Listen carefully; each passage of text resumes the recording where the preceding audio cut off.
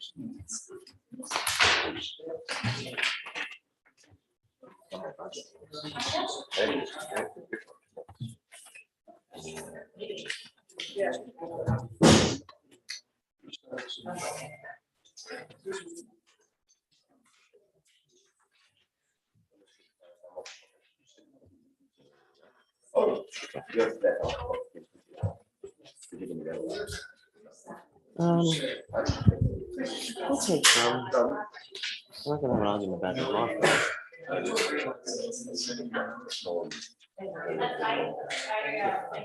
Just disregard that. When they started.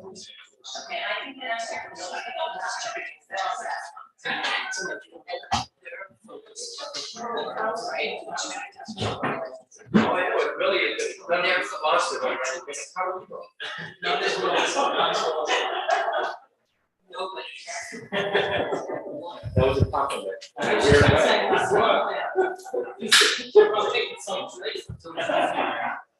You ready? I love you. Mary Ann, Millie, you're all good? Sven, you good? Oh, yeah. All right. Good evening, everybody. Good evening, everybody. Thank you for coming to the New Shoreham Town Council in-person meeting at Town Hall for Wednesday, April 23rd at 7 PM. To see the supporting documents for this agenda, you can go to Clerkbase and get them off the New Shoreham site there. Or if you want to watch on YouTube, we're at the New Shoreham YouTube channel. Item number 1 on the agenda is to discuss and act on the appointment of a town solicitor. We had three applicants for a new town solicitor. We interviewed all 3 of them last week. They were all very qualified, all very impressive. I think it was a tough choice. I don't know if the council's ready to go, make a motion. I'll entertain a motion. I'll make a motion. And by the way, I have a mask on because I was at a wedding this past weekend and some people tested positive. So I'm out of caution doing this. And if you can't hear me, raise your hand. Good. First, one of the applicants that did not submit a proposal, and I just want to mention it early on, was Kathy Marola. Kathy Marola has been a solicitor for a very long time, and she did not submit an application or an RFP response.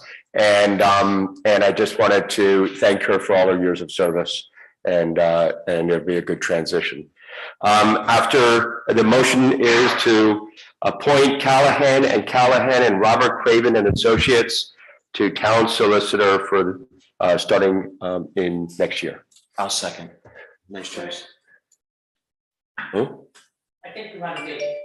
Oh, date? Yeah, July. July 1. Sorry. Okay, I apologize. Starting July 1. Thank you. Second. Good choice. Any discussion from the council? Nope. All right. Any discussion? Any public comment on the topic? Thank you. All those in favor, Keith? Yes. Martha? Aye. I'm in favor. Sven and Mark. Aye. Motion will carry 5-0. So how does this work? We have new town solicitors. They're gonna work with Kathy to. We'll begin the transition. As you know, the appointment of Kathy Marola is through June 30th was the appointment. So we'll work through the transition. I may have an executive session at the next council meeting, or maybe the first one in May, of outstanding litigation and how you want to proceed with that outstanding litigation, because you have 2 fairly large ones that go back a number of years. And at that point, you can decide on how you want to proceed with the litigations as it relates to the attorneys, and we'll go from there. Thank you, Marion. Great. Look forward to that. Item number 2 on the agenda is to receive and act on a resolution requesting the General Assembly enact legislation postponing the town of New Shoreham full revaluation from 2021 to 2022 and to be based on valuations as of December 31st, 2022. This came to us this week from Amy. I'll let Amy or Mary Ann take care of that, the explanation on that. And then Thank Amy you. can jump in. We are required to have a full revaluation as of December 2022. Most of the beginning of that work was going to start right at the end of 2020 or January 1st, 2021. However, with COVID restrictions and the challenges of COVID and also the workload of staff, we did not get that completed. So in order to postpone it for the year, we did reach out to state officials some time ago and didn't get any clear directions. And finally, we got clear direction just as at the end of last week. And it appears we have seen this with a number of other communities are also asking for the extension, I think for the same exact reason. With COVID, they're not going to people's houses, especially full evaluation. It's not a statistical update. So we need enabling legislation to do that. So I did, once Amy had reached out to me, I did reach out to Rick. I forwarded him the information, and he said he'll talk to our 2 legislative officials. We did hear something that the deadline was today, although I'm not sure about that, in light of the fact that others had not as of yet submitted it. So we're looking for the resolution, and once the resolution is done, I'll continue to work with Rick and local representatives to get this on the calendar. Thank you so much. Any comments from the council on this? My only comment is for everybody in the audience, there was a number, we were up at the State House yesterday, 4 of us, Martha unfortunately couldn't go, but there were a number of towns doing the exact same thing, and you could see the bills online. So I think this is just sort of a catching up from COVID moment, and let's do it right rather than have to push through it in a costly way.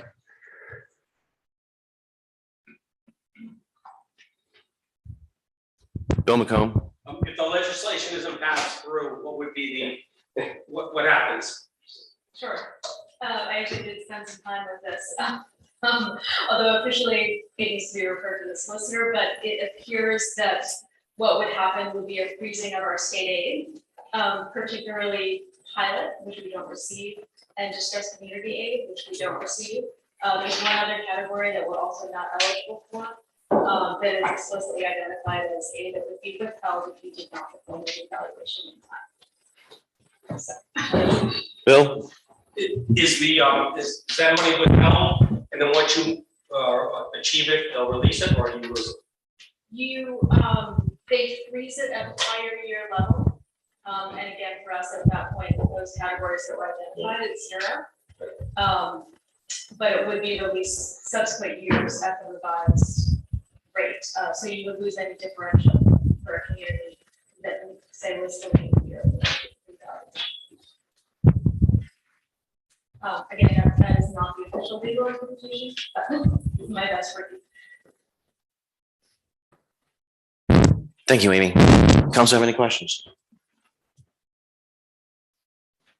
Make a motion to approve the resolution requesting the General Assembly enact legislation postponing the town of New Shore full revaluation from 2021 to 2022 and to be based on valuations as of December 31st, 2022. Seconded by Sven. All those in favor? Mark? Aye. And Sven? Aye. I'm in favor. Martha? Keith? Motion will carry 5-0. Item number 3 is to discuss and act on the adoption of the town of New Shore fiscal year 2023 budget. Millie, is there anybody on the phone? Just I want to make sure I get everybody in the room. Is there anybody calling into? We are not providing Zoom services, not, Only YouTube. this is an in-person only. We don't have Zoom forever. Right, okay, okay, thank you. Mary Ann, we asked, I think where we left off, we had asked for some recommendations to fund certain things, and So, we were gonna come back with that. So as I understand it, where we left off, and I just want to confirm this, although Amy and I talked about it this afternoon and we thought we were on the same page. $50,000 for the paving of aprons. We decided to reappropriate those funds for body cams for the police department. Also, it was decided that $20,000 for the harbor,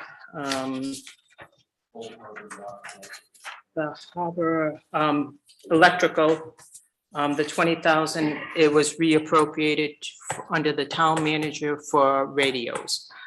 There was discussion of reappropriating $25,000 to the fire department, and the council asked that we work on coming up with how we would reappropriate those funds. And so what I'm proposing to the council at this point to reappropriate those funds, which is part of the operating budget. If you remember at the meeting, Dr. Tom Walkoff said $5,000 can be reappropriated from the Block Island Medical Center and the community service for the amount of $5,000. We're also proposing under GIS technology, under technology, $10,000. Also under GIS technology, under equipment replacement, technology equipment replacement, also another $10,000. So that gives you the $25,000 of reappropriation. And that's my understanding where the final decisions of the council where we left off. And there was no other reappropriations or anything else. Thank you. Sven? Two observations or two thoughts. One, for anybody who watched the video or was at the meeting, somebody made a suggestion that probably should never have been made, because now Mary Ann's figured out a much nicer way to solve this 25 to the fire department. and Jess, sorry. But the one area that we didn't talk about, and it's probably my bad, was the North Light on Capitol. And we had talked about that in the operating, and then we sort of forgot about it. So I do want to bring that back up. I don't know whether it's the full 250, which is slated, just for everybody's knowledge, the year after. That was a budget that at least is in the plan right now, or if it can be spread out. And Mary Ann, Amy, I think I wrote you about this the other day, so shouldn't be any surprise. But I definitely want to talk about the North Light. And then also I understand that there may be changes to some of the capital in the other areas, or? Sure, so let's talk about the North Light first, and then we'll go into the capital, long-term capital.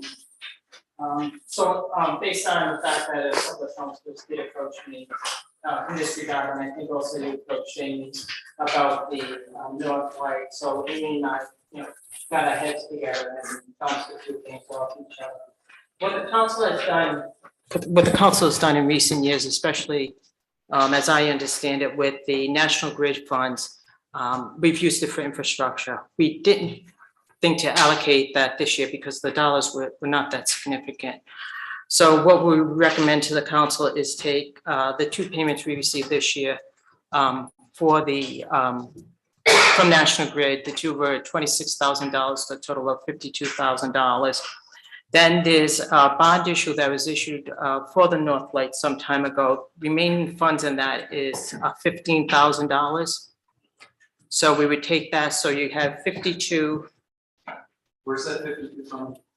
From National 52 Grid, the payment from- we received from Gotcha. National Grid this year for the easement, the 226,000. And then we have another 15,000 of outstanding bond issue authorization from the North Light that goes back some years. And then the appropriation for salaries, if we're going to do work on the North Light this year, I just don't see that facility being open this summer. So that'll be another $14,000, which gives us $81,000. What I've also did, and I spoke to the facilities director about this and going forward. So what I've asked the facilities director is get involved with the North Light so that that is a town facility. And therefore it'll come under his domain. So going forward, as it relates to capital budget and improvements for the North facility, I think it was a lot to ask the volunteers of the North Light to be responsible for this. I think it should come under the town's domain. And Robbie's been really generous with his time in the years that he's done that. So this gives him $81,000 to start some of the projects. We're not sure what we can phase or what we can't phase, but in speaking with the facilities director, he thinks he may be able to phase over a couple of years some of the projects. He wasn't prepared, and I asked him, and I don't think it was fair to ask him as to what he thought he could phase, and he said at this point he cannot answer that question. So that'll be $81,000 for the North Light. The North Light organization has some funds available. I can't commit those funds, but we will approach them and ask them if they'd be interested in providing enough funds for that. If I can just continue on it for a second. So some of these, at least the salaries would come from operating into capital, right? Right. And so it'd be shifting a little bit, which is fine to go that way, to me. I guess I'm saddened and disappointed that the North Light won't open this year. And I worry about taking that budget because I just don't even know when some of those volunteers have signed up. And I understand from Robbie, he said the other day that nobody had signed up, but I don't know about that. So my hope is we could fund more, because I know he mentioned that there was envelope issues, windows, things like that, and just sealing the envelope is pretty critical. But okay, I guess. Is there other capital changes going on that may free up money? Oh, sorry. Hold on. Did you finish with North Lights? Or I may come back to it, but yes, for now. Yeah, so. On the North Light being closed, I'm a little concerned. Oh, gosh, I've got two of them. Maybe people can hear me now. I mean, how many years is it? This could be the third year? Is it third? Yes. I guess some people have shaken their head. Yeah, and I mean, can this be mobilized by summer to do work? And will then we be going into a fourth year next year of the North Light not being open? Well, hopefully we can phase it in such a way with the understanding and work with facilities director that what we phase and what we do, let's see if we can do it so that it can be open next summer. Yeah. And then schedule the work in such a manner that the summer will be open and maybe in the shoulder season or something. Yeah, it has been a popular destination, and I hate to have it closed this long. That does concern me.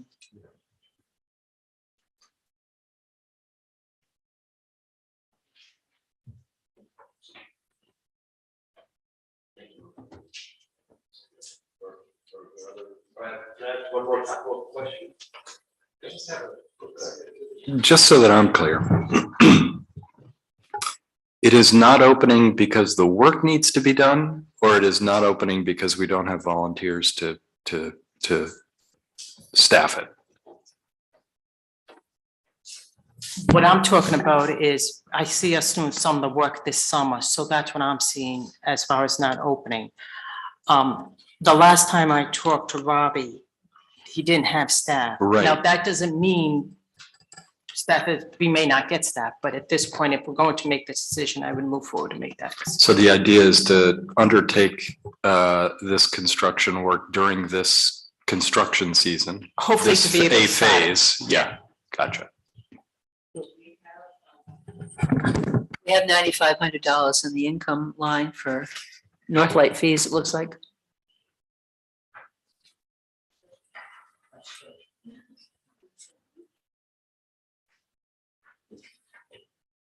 Have you touched base? Well, so that, I'm getting an answer on that. yeah, we're not gonna have, we won't have that if we're not open. So that seems to be a wash almost, right? I mean, not quite, but. Does Robbie know about this addition? This is extra addition to his budget? This all came up to me in the last couple of days, and to answer your question, no, I haven't talked to him yet.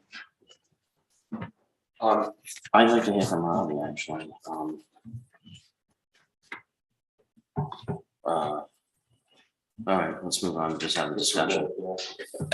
I guess my question would be, is there other changes in the capital budget that would potentially free up money this year that can be allocated to North Light rather than salaries? In my mind, no, unless you want to take something in the capital budget that's already there and reappropriate it somewhere else in that.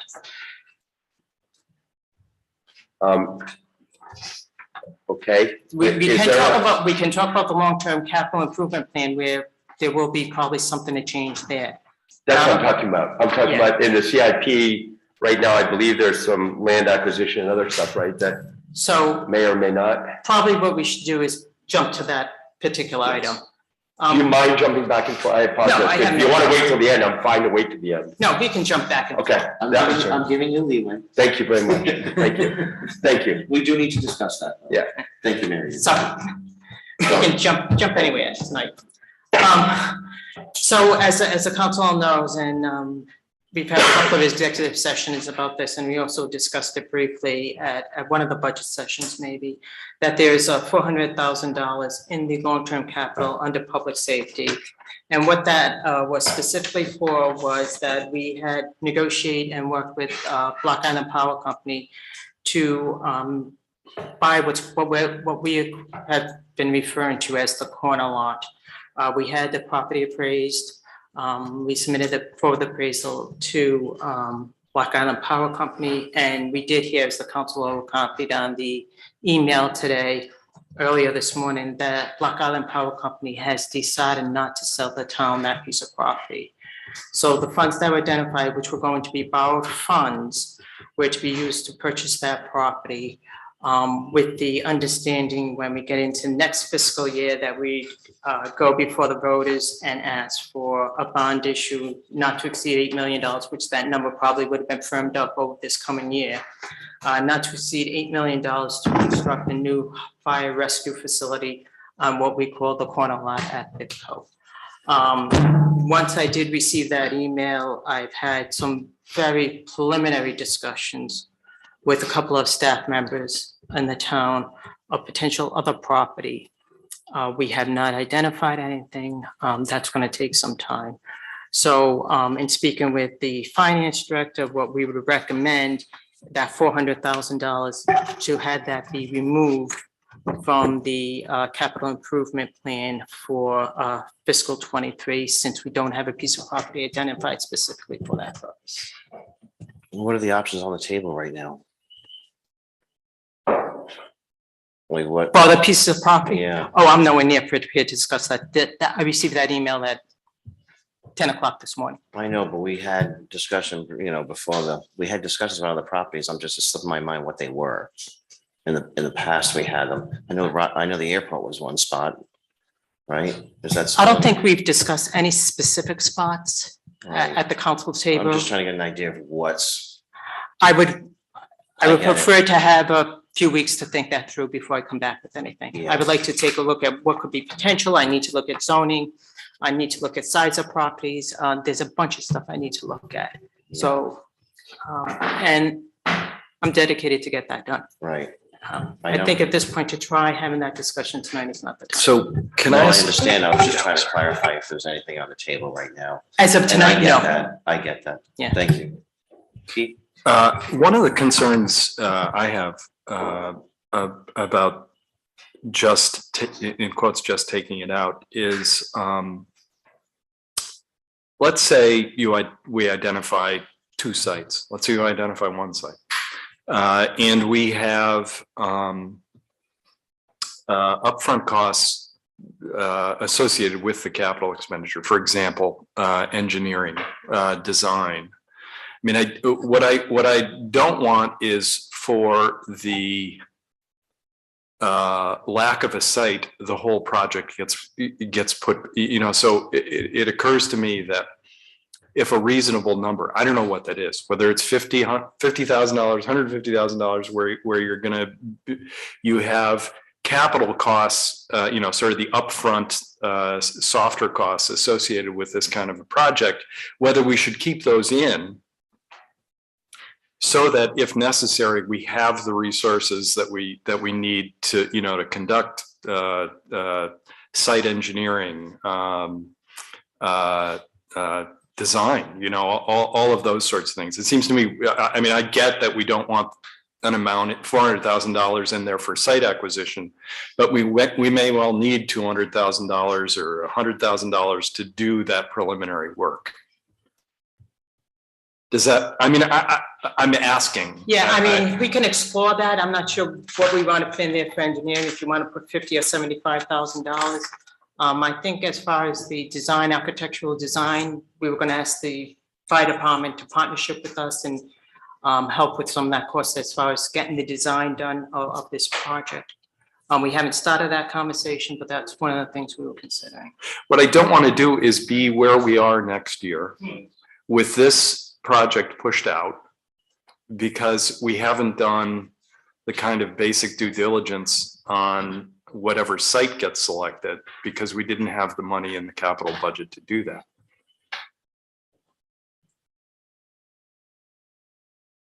So if that's the case, then if you want to include some site engineering costs, I would 100,000 at the most. I mean, I guess I'm asking you as someone, either you or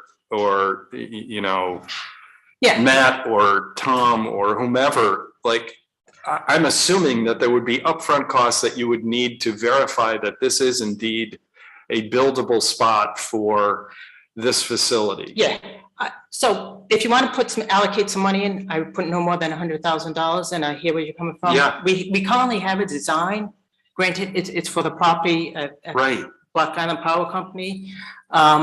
to put something like that as costs for design so that we know that the site works, yeah, that's fine. I don't think it's And- gonna be that much. We may never allocate it, Right. but I'd rather have it, personally, I'd rather have it allocate, have it available.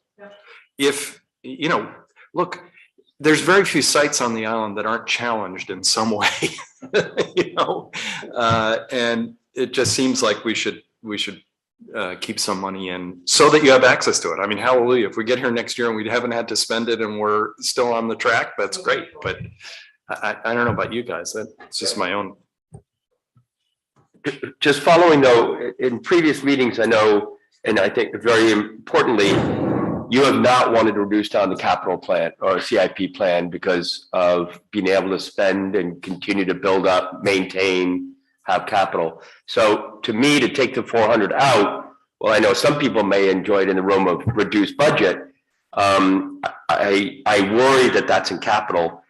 And I guess where I was going with the North Light is if we take 100,000 of it from the public safety and then whatever, 150 to the North Light because of some of the other items you mentioned, is that a better idea than just eliminating it and reducing down the capital plan? And I'm only trying to make sure that we maintain and support our buildings, and maintenance means that we don't have to replace windows because they're leaking, which they are right now in the North Light, I understand. So keep in mind, this 400,000 is borrowed money. So you don't borrow money for maintenance project. It was borrowed money on a short-term basis. That was going to become long-term borrow money when we bonded the $8 million. So try to not to compare the two because they're two distinctly different things. This is a maintenance project and it's just, you don't bond these maintenance projects. You don't bond windows and sidings and things like that. That's why we try to come up with some funding and to phase it in. Originally, we did have this going into the capital improvement into next fiscal year as what I call an operating purchase. So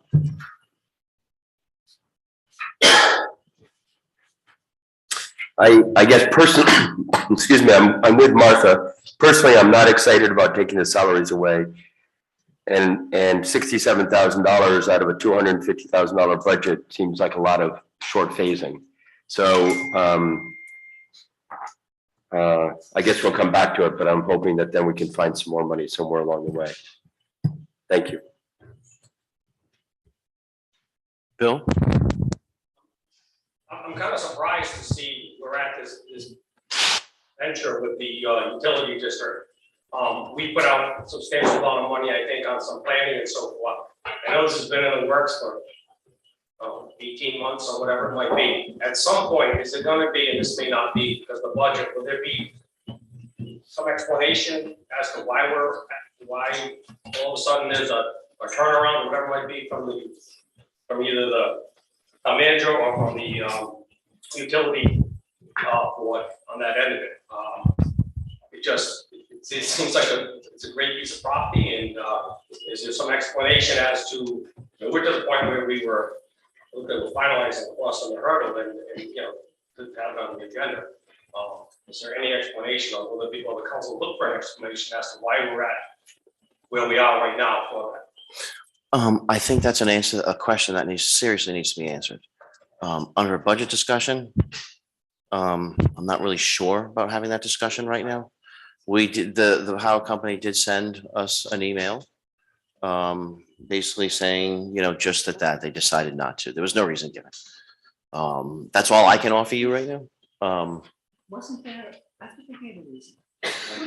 They gave, I mean, it was marked because of the market and stuff like that and whatnot, but yeah, well, look at the market in commercial, vacant commercial real estate, except for things they've been involved in, isn't that high? yeah, I know. I don't want to start getting into that in the budget discussion though. And I think we should. I'm not asking for that to be answered right here. Right. What I hope, what The answer I'm is asking of the council is that the council will find time to get to the bottom as to what it was, because if it's because, a financial thing, or ball was dropped or whatever it was, we don't want that to happen again. So I hope that the council at the appropriate meeting can address this in the near future. Thank you for that, Bill, and I'm sure that will be forthcoming. I think we all have the same questions. We received an email today I thought it was something no. It's, I mean, that was the impression that I had from what I read, and I don't really see what there's any discussion to be had about that. They just said no. If they want to elaborate, that's up to them. I'm sure somebody will elaborate at one point. I I'm just count- don't I'm want to counting have on the it. discussion at a budget hearing. Kim Gaffett? Can I just ask a question sort of related, but not along this, I think it is related budget. You have this money in there for a specific project, which now doesn't seem to be happening. So, and I understand what Keith is saying about leave money in there in case we need it. But are these going to be funds generated by the property tax, the taxpayer? And if so, as a taxpayer, I want to know what I'm voting for before, and I don't feel, given the last year or so, like I would want to say, good luck spending that $100,000 wherever you want. I'd like to know what I'm spending that on as the taxpayer, whose budget this is ultimately going to be. So it's just an observation, and maybe I'm missing a nuance there. No. May I ask clarification from either Amy or Mary Ann? If we can't just borrow money and sit on it indefinitely, is that, am I right or wrong? You're pretty right. It's certainly bad practice, whether you can or cannot. It's certainly not the approach that we take. Both from the public standpoint and from the elector standpoint. So just, I think Kim's question is a really important one. My point was simply, we find out for sure today that we're not going to be able to use that site. It appears that is a compelling need that we have a new fire barn. And I was really concerned that the absence of a site would push the project back another fiscal year, while we sort of determined what the site was going to be. And part of determining what the right site is going to be is going to have to, at some level, we're going to have to incur some engineering type costs. And I just didn't want to sort of, for lack of $100,000 to pay engineers, be pushed back another fiscal year. That now maybe there's money to do that. We don't have to borrow it and pay interest on it. You know, I'm thinking of just putting putting a marker down that we need to make sure that that this loss of this site doesn't push us back another year in doing an essential community project. That's where I'm coming from. Yeah, and I'll echo that. I know we just learned of this today, and of course we want to know why, but I think this body here is asking, how do we move forward? That's okay. This happened. Okay. I'm not going to get stuck in, I don't want to get stuck in that. I'd like to be able to come to a point moving forward is, how do we move forward? I think we're going to need some money to do that. So again, I guess it's the ask is, Amy and Mary Ann, is how do we still maintain that, some funds in there so we don't lose the momentum? We also have, we've applied for a federal appropriation grant for this.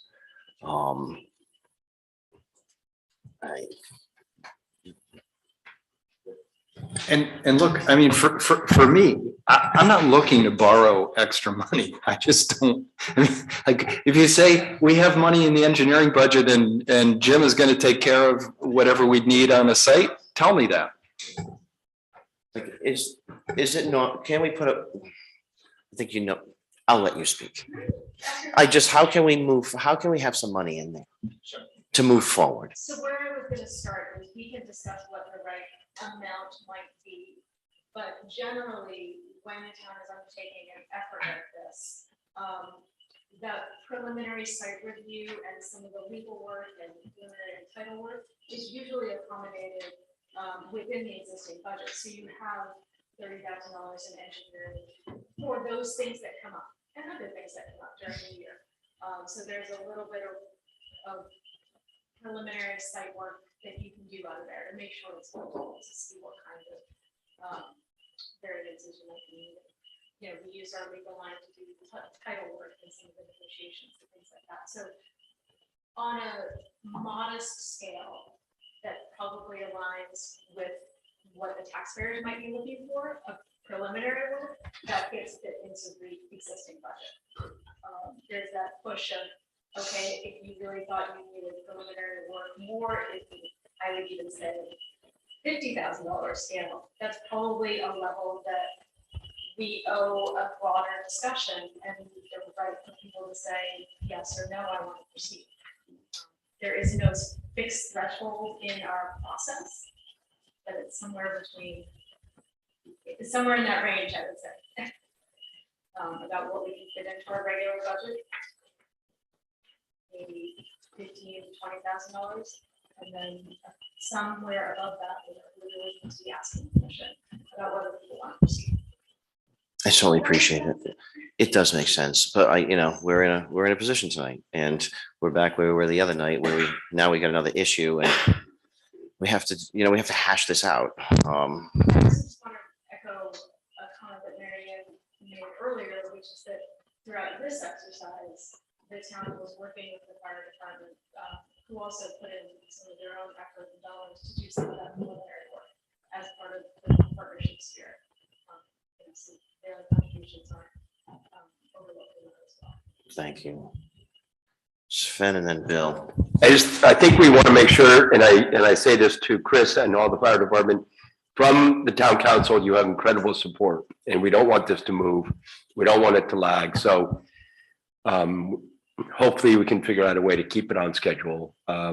This is obviously sort of a note that we weren't expecting per se. And now we have to plan forward and sort of, there are options. We just got to go and get them, I guess. So I just want to make sure you didn't think there was any waiver of support. I appreciate that. Bill? I agree with Keith saying have the funds if something comes up, but this property came up and we found the funds. So I think a place to start with, what did it cost us for the work that we had done on this and on this current site? And that gives you a base to start off with to say, do you know, I don't know if Mary Ann or Amy might have a ballpark, range of what it costs. The fire department paid for it. So that's why we talked about the partnership. I haven't had the time to talk to Chris Obie about any of this. So one of the things I would suggest is reach out to them, see if they would be willing to. That's terrific. We're at a budget meeting where we're supposed to be approving the budget. Right. So, And we found out this morning. I know. So that's, if Chris Obie was, to if Chris Obie was to say right now, you know what? The fire department will take on, and I don't think he can say that without going back to his membership. So can I just clarify something? I just want to ask a question of Chris. The fire department has spent funds on this site already, getting to. We did some work with the pre-engineering originally on that. I don't know what the number is, and I'm sure that I can get the support of the department to try to help finance some of that also. I just can't put a number on that. I talked to, Mike LaFaro and the membership and there's just no number right now, so I can't. But yes. I understand, but you've expended funds on this site. As much as possible that we can.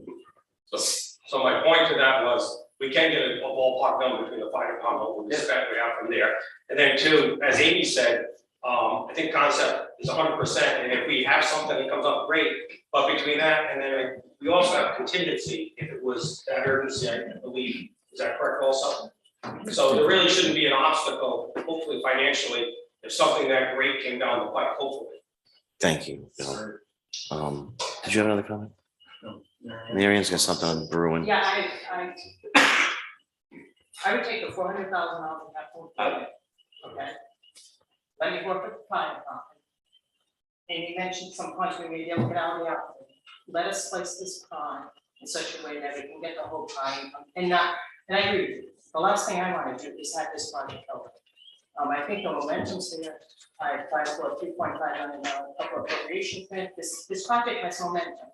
and I don't want to lose any minute, we really need to get this done. So why don't we take the 400,000 out and trust in the staff, in the fire department, that we'll get the costs, we'll get it worked out. Especially now that I heard Chris say what you just said, so I think we'll figure it out. So we still Then need, we go with the fire department. so we still need to, you're gonna come back with a number. No, I think we're gonna do is let me go. Contingency and Then we we're go gonna with the fire find it. department, and when we need you, we'll come back. Take the $400,000 out of the long-term capital because we had nothing identified. And just let us go. Okay. But it's still a budgetary thing though, right? I'm sorry if I'm not understanding something. It's in the capital. It's in the capital. So it's not. Yes, coming out.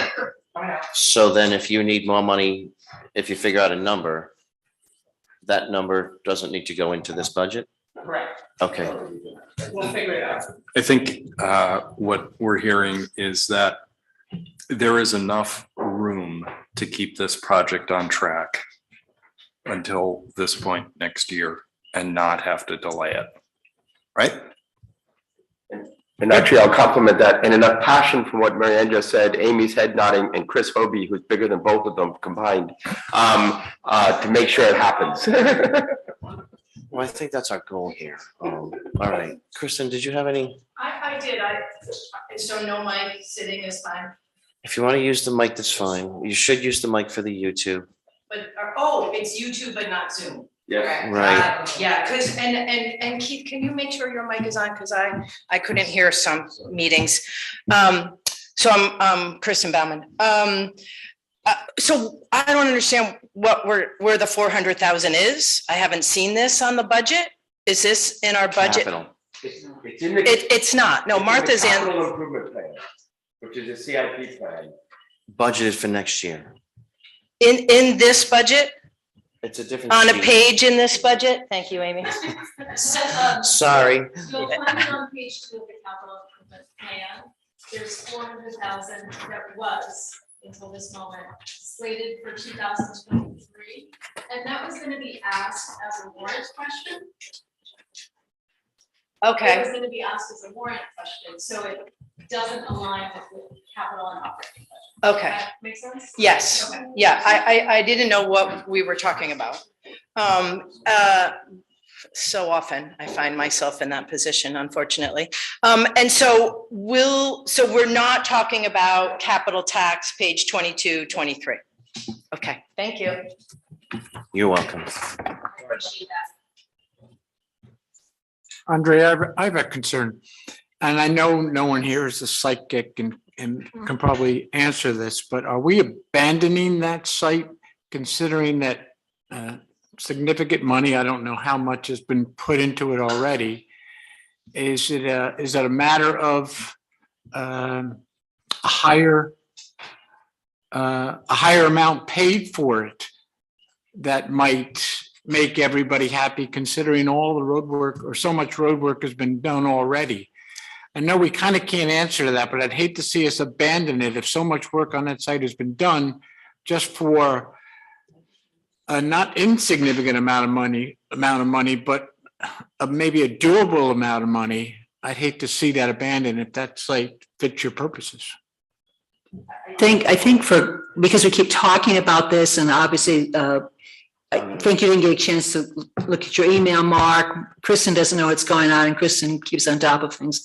Andre, is it okay if we read this? The letter from the. I think it's really, You're talking on the rounds. Yeah, right. All right, so- I see no. So. I think it's. At 10 o'clock this morning, we received an email from Barbara McMullen over at BIPCO. Says, "Hi, Mary Ann. To follow up on our phone conversation, the Block Island Utility District Board decided in our meeting yesterday that at this time, we will not sell our quote corner lot. 18 months ago, when we first discussed this item with the town, we were willing to consider selling to the town once we received an appraisal to determine value. However, in the elapsed time, the real estate market on Block Island has changed so significantly that selling that lot will no longer meet our needs. At this point, we are not looking to negotiate a higher price, nor are we entertaining offers from others who might be interested in purchasing. We intend to keep the lot for our future use. To clarify our earlier conversation, the board did not actually take a vote on this because there was no need to vote. Rather, it was the consensus of the board. Let me know if you have any concerns. And I would certainly direct the public to voice those concerns to BIPCO if they have any. We're at a budget meeting. We just wanted to explain what we're all talking about, the white elephant in the room, if you will. And that's where we're at with the property. I think the answer is absolutely no. Again, for this body's concern, I think the why is irrelevant at this point, and I want to focus on the how to move forward. You good, Mark? Yeah, the only thing that I think needs to be clarified, if you read that with no knowledge, it sounds as though we're talking about an appraisal that was done a year and a half ago. And the appraisal was what, a month and a half, month or two? I think we received it in February sometime. It's quite a recent appraisal, so this is not something where, oh, the appraisal is so old, we're not looking at it anymore. And I'll also note that the appraisal, not for here nor there, for any argument, but it was considerably higher than the assessed value on Vision appraisal for the property. So that's where we're at. Not the why, focus on the how, move forward. Sven, you got anything? On the budget, no, we'll come back to North Lake. I just don't want to take the salaries out of North Lake revenue line. So that would be the only adjustment to my suggestion on that. So thank you. And it facility manager will go with 67.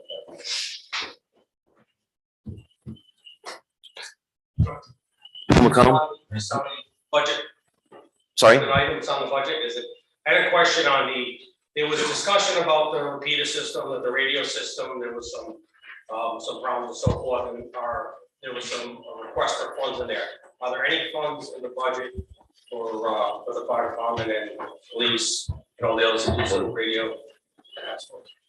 Yeah, Marianne, we did, Marianne said that earlier about the repeaters, it was 50,000, I think it was, 20.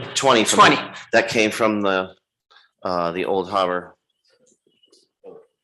electrical thing. And I want to note that money, I believe, was under administrative, under the control of the town manager, separate from the 25 that we reallocated to the actual fire folks. So that's not like 20 and 25. So we reallocated 25 to the volunteer fire, but then it's on a separate line item under administration. It was the town manager's, I don't want to say fund. Okay, yeah, Amy, bail me out. I don't want to use the word town manager's fund. I would really prefer to maintain the expenditure of that repeater system under the capital tax page. Right. I think the fact that it's under the direction of the town manager is important, but we're not going to actually classify it in the Department of Administration.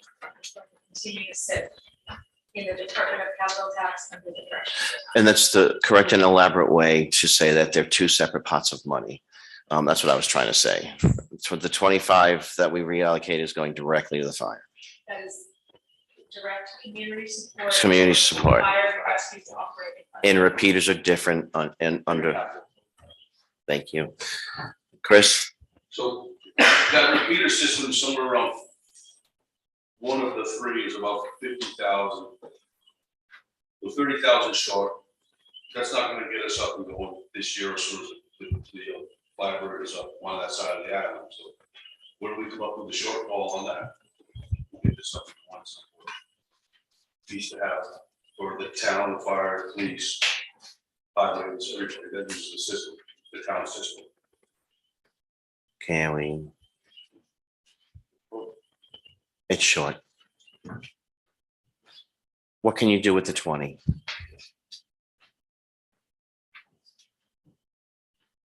It was my understanding, one of the things that they were going to spend this year looking at is piloting some of those repeaters in certain areas to be sure that they do work.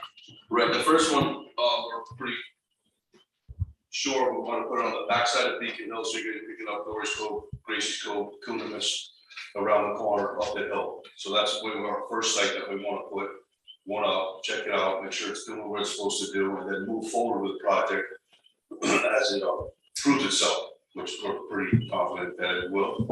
So it's just an addition to the system that we already have, and it's kind of, that whole area's got a really dead belt quite a bit over there. Use the radio, so you're gonna say 20,000 not gonna get us there. We get us about halfway.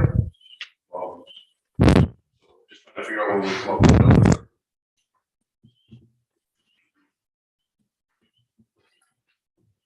Council, comments, questions, Marianne, anything? Keith's working on something. The wheels are spinning. Kristen Bowen. Will you be going page by page through the budget, or should we speak? We had the public hearings. Yeah. And this is what we came up with, but if you Right. have any comments on anything in the budget, we certainly will listen to them. Well, so, to what Chris is asking, I had a question about the Coast Guard station, which is under capital tax, and there was almost $70,000 spent there this year with nothing budgeted for this year. So that's 70,000 over that we hadn't budgeted.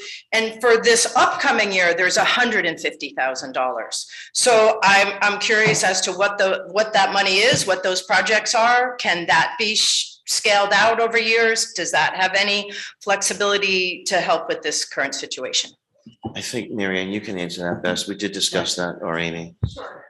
The 150 in 23 is actually two different projects, $75,000 each. The first is related to the dock, the dock, the ramp, and the floating dock, and it will likely be the replacement of the floating dock and the ramp. Is probably where that would be targeted. The second part, $75,000 is for the hopefully completion or ongoing renovation of the motor pool to make that more habitable for our reserve officers, state police, Coast Guard.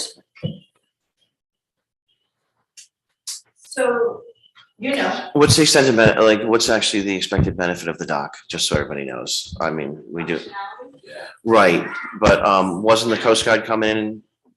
Wasn't the Coast Guard gonna come back and tie up there once that dock was completed and there you This didn't? is not a rebuild of that dock. This is not an expanded use. This is really purely to maintain the existing functionality for the Harbors Department. Okay, It is not related to expanding the use or reverting back to the use by the Coast Guard. If the town wanted to pursue that, it's not, I don't believe it's currently in the capital plan, it's certainly something we're talking about, but the dollars associated are much higher. right, maintenance, so we're talking about maintenance of the docks for the Harbors Department. Yeah. Kate's in the corner over there, right? But maybe the motor pool, I mean, I did try to do some homework for this meeting, and I do apologize that I wasn't able to come to the past ones. But there seems to be a lot of discussion on the Zoom and on the YouTubes about the state police. So if we're not gonna have them, do we need to house them in the motor pool? Like, can we push that one out for a year We and free up $75,000? will have state police here this summer. I kind of got that gist, but I'm not sure everyone Got it. believes that. Or is that really where we house the state police in the But motor it's not pool? just the state police, it's state police, it's Coast Guard, It's- it's reserve yeah. officers, so it's a bunch of folks. that Yeah, use I that. appreciate that. You should probably see, at one point, have a tour of the motor pool. Okay. Of the buildings in there. Fair enough. I think they probably, Fair enough. it's tender. I mean, it's straight out of the sixties. There's a lot of paint on those walls that are holding things together. Amy, you had your hand up. Thank you. Yeah, I would also point out that the ability to move some of the additional people, particularly our own officers, into that facility relieves us of paying rent in other places. So if you look at the police budget, we'd actually that we would pay for third parties because we're moving into that facility. So it's a long-term plan and not paying those annual summer rentals from our office. Chris? You come up with another 20, call it 40. I can get the department to fund the rest. It's that important. It's gotta happen. So I have a thought about that. We have a line item somewhere because I'm on my phone, my machine wasn't charged, but for camera equipment at the police station. Yeah, what's the number there? 45,000? For 2 years, I think it was 2 years of camera work.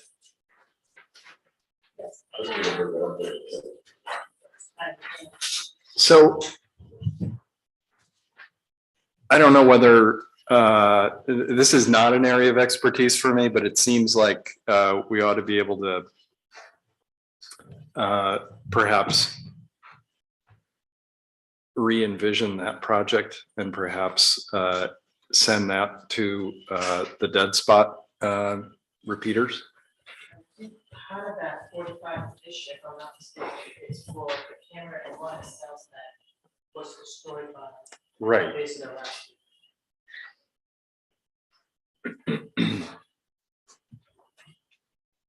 Visitor. Molly O'Neill, while she's looking through that. So I have a question, when you're talking about cameras for the police, are you talking about body cameras or the cameras for police station? No, this is, so there are cameras, as I understand it, that record outside the cells and around the facility. And one of them was destroyed Right. recently, so there's money in the budget for that, but so unburdened by any knowledge of how camera systems work, I'm merely saying perhaps that's a place where we could get some money for a repeater. So, I don't wanna be nasty here and disagree with you, but, I will wait for a second. If you don't have a camera in the cell, you cannot have anyone in that cell. So you don't really want to get rid of that money, because you wanna have, then we would only have one cell. So I wasn't, great point. I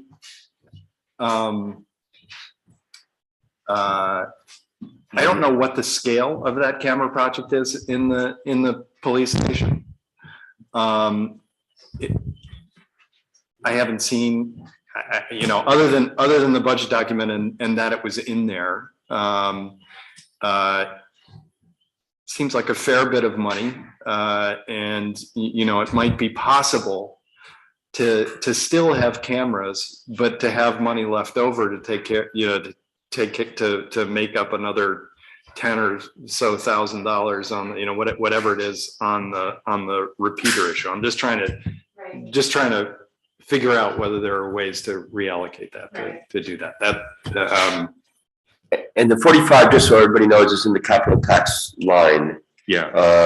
I believe it's 5618, is that right, Amy? Yes. And then the 47 is in the 2024 budget in the CIP plan.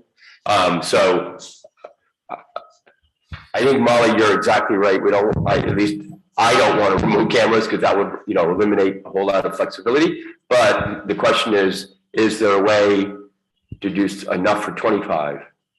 And that's a question. Yeah. So the cameras, and I think we discussed this the last did. time, now that I see that, as it says here in the notes, the current video surveillance equipment at the police station is outdated and in need of replacement. This fall, a prisoner destroyed one of the cameras in the cell block. The replacement for the camera is not possible at a reasonable price. The current system is an analog system and needs to be converted to an IP-based system, which will allow for cloud storage, easier accessibility and stuff like that. The project has been divided into 2 phases. Phase 1's involved replacement of cameras in the cell block, the booking area, interview room, and entryway of the booking area. That's where the phase 1 is.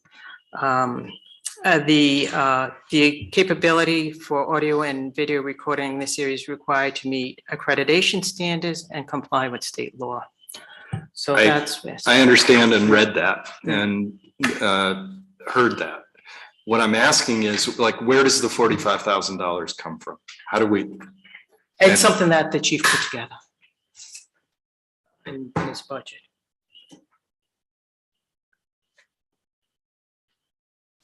Millie, I just have a question on that. I mean, between Robbie and the chief now, are we ever gonna be able to return? It's totally not about dealing with the budget, but like, we had attorneys calling in, like, there's gonna be no more people calling in to talk, like Kathy Merla's not gonna be calling in anymore. You can allow that, your consultants, it's just this is posted as an in-person only meeting. It was not posted as a Zoom meeting.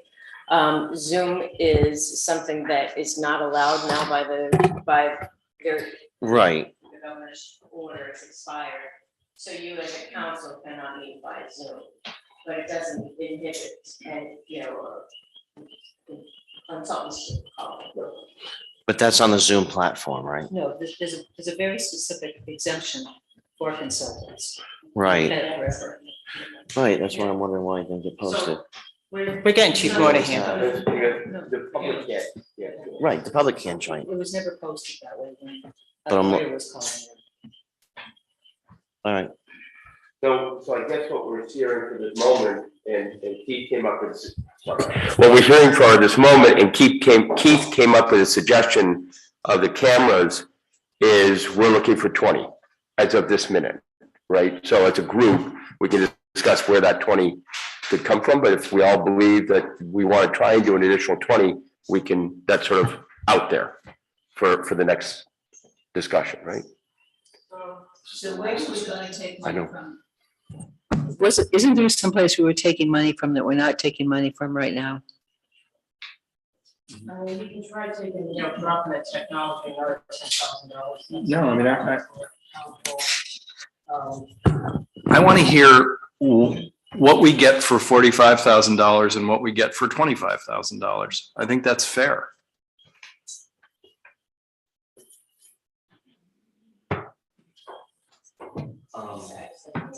I will note that the charter says that we have to have this approved and done by it's the third Monday of April.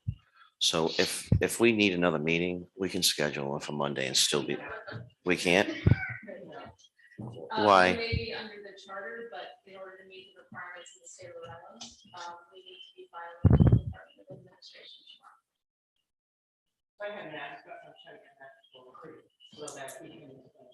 He said he has two different quotes and said the 45.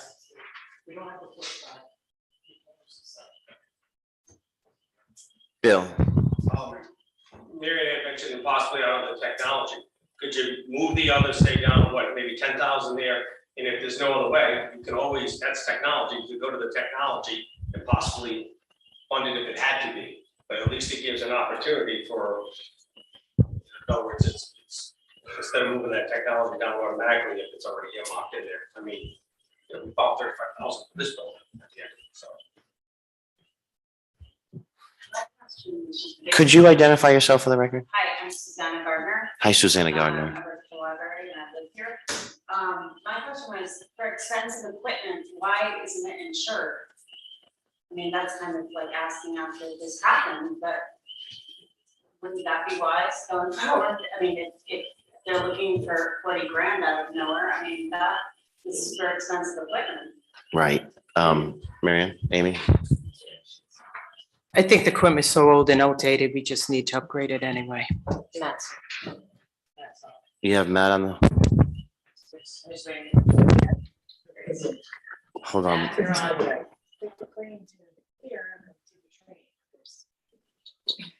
Matt? Yes, can you hear me? Yes, thank you. Thank you, chief. Did you hear the question or would you like that repeated? Yeah, could you repeat it for me, please? Yeah. Matt, it's Keith Stover. We have $45,000 for the camera system for the cells and the interview room and stuff. And we're looking for money to do something else. Can that be done for $30,000 or 35? You know, like, is there a different system or phasing that you can do or something like that on that? So what we did is, and as the town manager explained, we had one camera that was smashed by a prisoner. we can't use that cell currently because it's not, it doesn't have the capability to record or to monitor. When we had the estimates, we had two companies come in. That's an analog system, and for us to replace just one analog camera, it was going to be an outrageous amount of money. One estimate came in at $8,000, and the other came in at $5,000, and it's really outdated technology.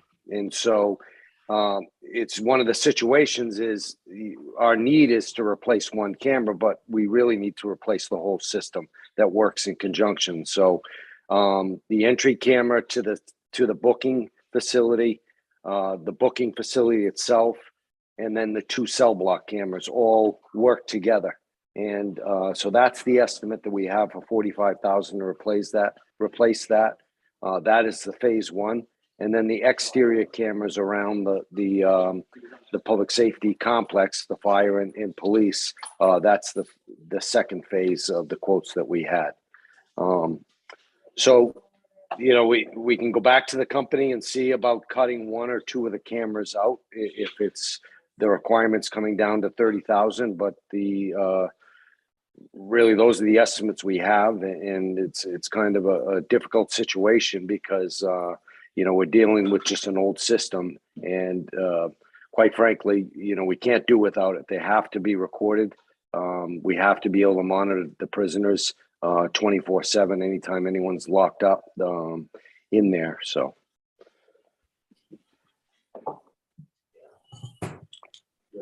Didn't like it the first time. Go ahead. So Chief, this is Sven. Real quickly, just to make sure I heard you. So if we were to replace the analog, which I know is not the optimal, and I know that's not what one would want to do, that's an 8,000, 5 to 8, I think you said. And then if there's a way to move into next year, the 2024 budget, to replace the system, if that's where we should go, we could do that. Is that an option in your mind? I know is it an option? We would be looking, I mean, anything's an option, you know, we could, but you'd be basically spending anywhere from, you know, the camera itself, as I said, the estimate was $5,000 to $8,000 to replace. And then the analog system, we need a system to now pull that data off. So when we produce it for court, for discovery, and to defense attorneys. So you'd be looking at about $10,000 that you would scrap altogether the next year to replace the cameras. So you'd be spending $10,000 and it would be useless for you the following year because it's just old technology that cannot be reused, resold. You know, those are your options. So let me make sure just to make sure I got it. So the 5 to 8 was for the camera, and then the balance to 10 was because you have to transfer those files from analog to digital? Would have to get a system, yeah. We would have to get a computer system in there because the current system, we don't have that now to extract data. So this new system would put it all as IP based and, you know, with cloud storage, and would be able to easily transfer the data. So I think I was anticipating, say, how are we doing it? The system, we currently aren't, and this is the need for the upgrade to the system. Matt, I just want to clarify and put things in a, Chief, I'm sorry. I just want to put things into perspective. We're looking for money to fund the repeaters. And this is what we're discussing, trying to find, you know, this is what we're looking for, is for an extra 20,000 for the repeaters, for the communication system as a whole. So I just wanted to let you know, we're just not trying to trim for nothing. Nope, understood. And I heard that part of it. It's just, again, I can go back if it's a type of thing that we're looking to cut out 17,000 out of that 47,000 estimate. I can see what the company can do, whether we take out one of the cameras, if that's an option, and tie that into the second phase down the road. The essential piece would be the booking room and the two cell block cameras. Those are the cameras that we absolutely, you know, cannot operate with. Right now, we have one cell block camera, and that's been adequate for the winter months. But in the next, month or two, we have to have that other camera up and running. So I would say, 20. I would, let's, put this line item at 22.5, which will give us 42.5. I would put this, it's currently at 45. Yeah, I would keep it at 25, 20. great. There's 20 already there. Fire department said they throw in 10. So So- that's 50. So that's more than Does that enough. make sense to people? That's what I'm, Okay. That's what I would like. By the way, just to make sure, For clarity's sake, we are gonna have this listed out at the end and vote on it by line or however we're gonna vote, right? From 45 to 25.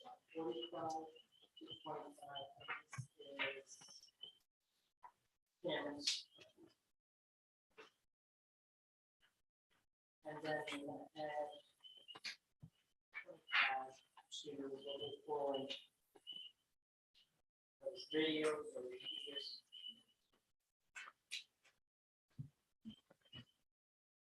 And then we have 20 already for that, so that gives that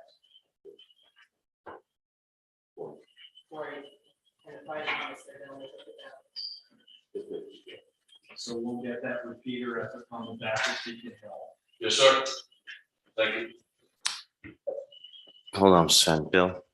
And I think it's important for everyone to know that the repeater system functions everyone that uses that radio. There's 200 radios that are in the town, so it services, I know it sounds like the fire department, it's great to put on, but it services everybody. And I think on the same token, and I've talked with Chris about this, and I'm glad to see that the town manager's office is involved in it, because I think the same ethics to vetting what is the most affordable, economical way it can be done, for the repeater system, or whatever, should also be explored. Trust between Amy and the town manager that will, because just like with the camera systems, repeater systems, there's a lot out there, there's a lot in between. And I think equally with the repeater system, there's gonna be a lot of research into that, so we get, the best we can from it. Thank you, Bill. Chief, are you still there? Yes, I am. Thank you. So just to be clear, if that budget line item is reduced by that amount, can you just remind me, I wasn't clear, what you will not be installing? And I guess I didn't follow what's being reduced to. It's being reduced by 20,000, so going from 45 to 25. Yeah, so I'll go back to the company and we rework it and see what we can do with the amount that's that is appropriated. thank you. Thank you.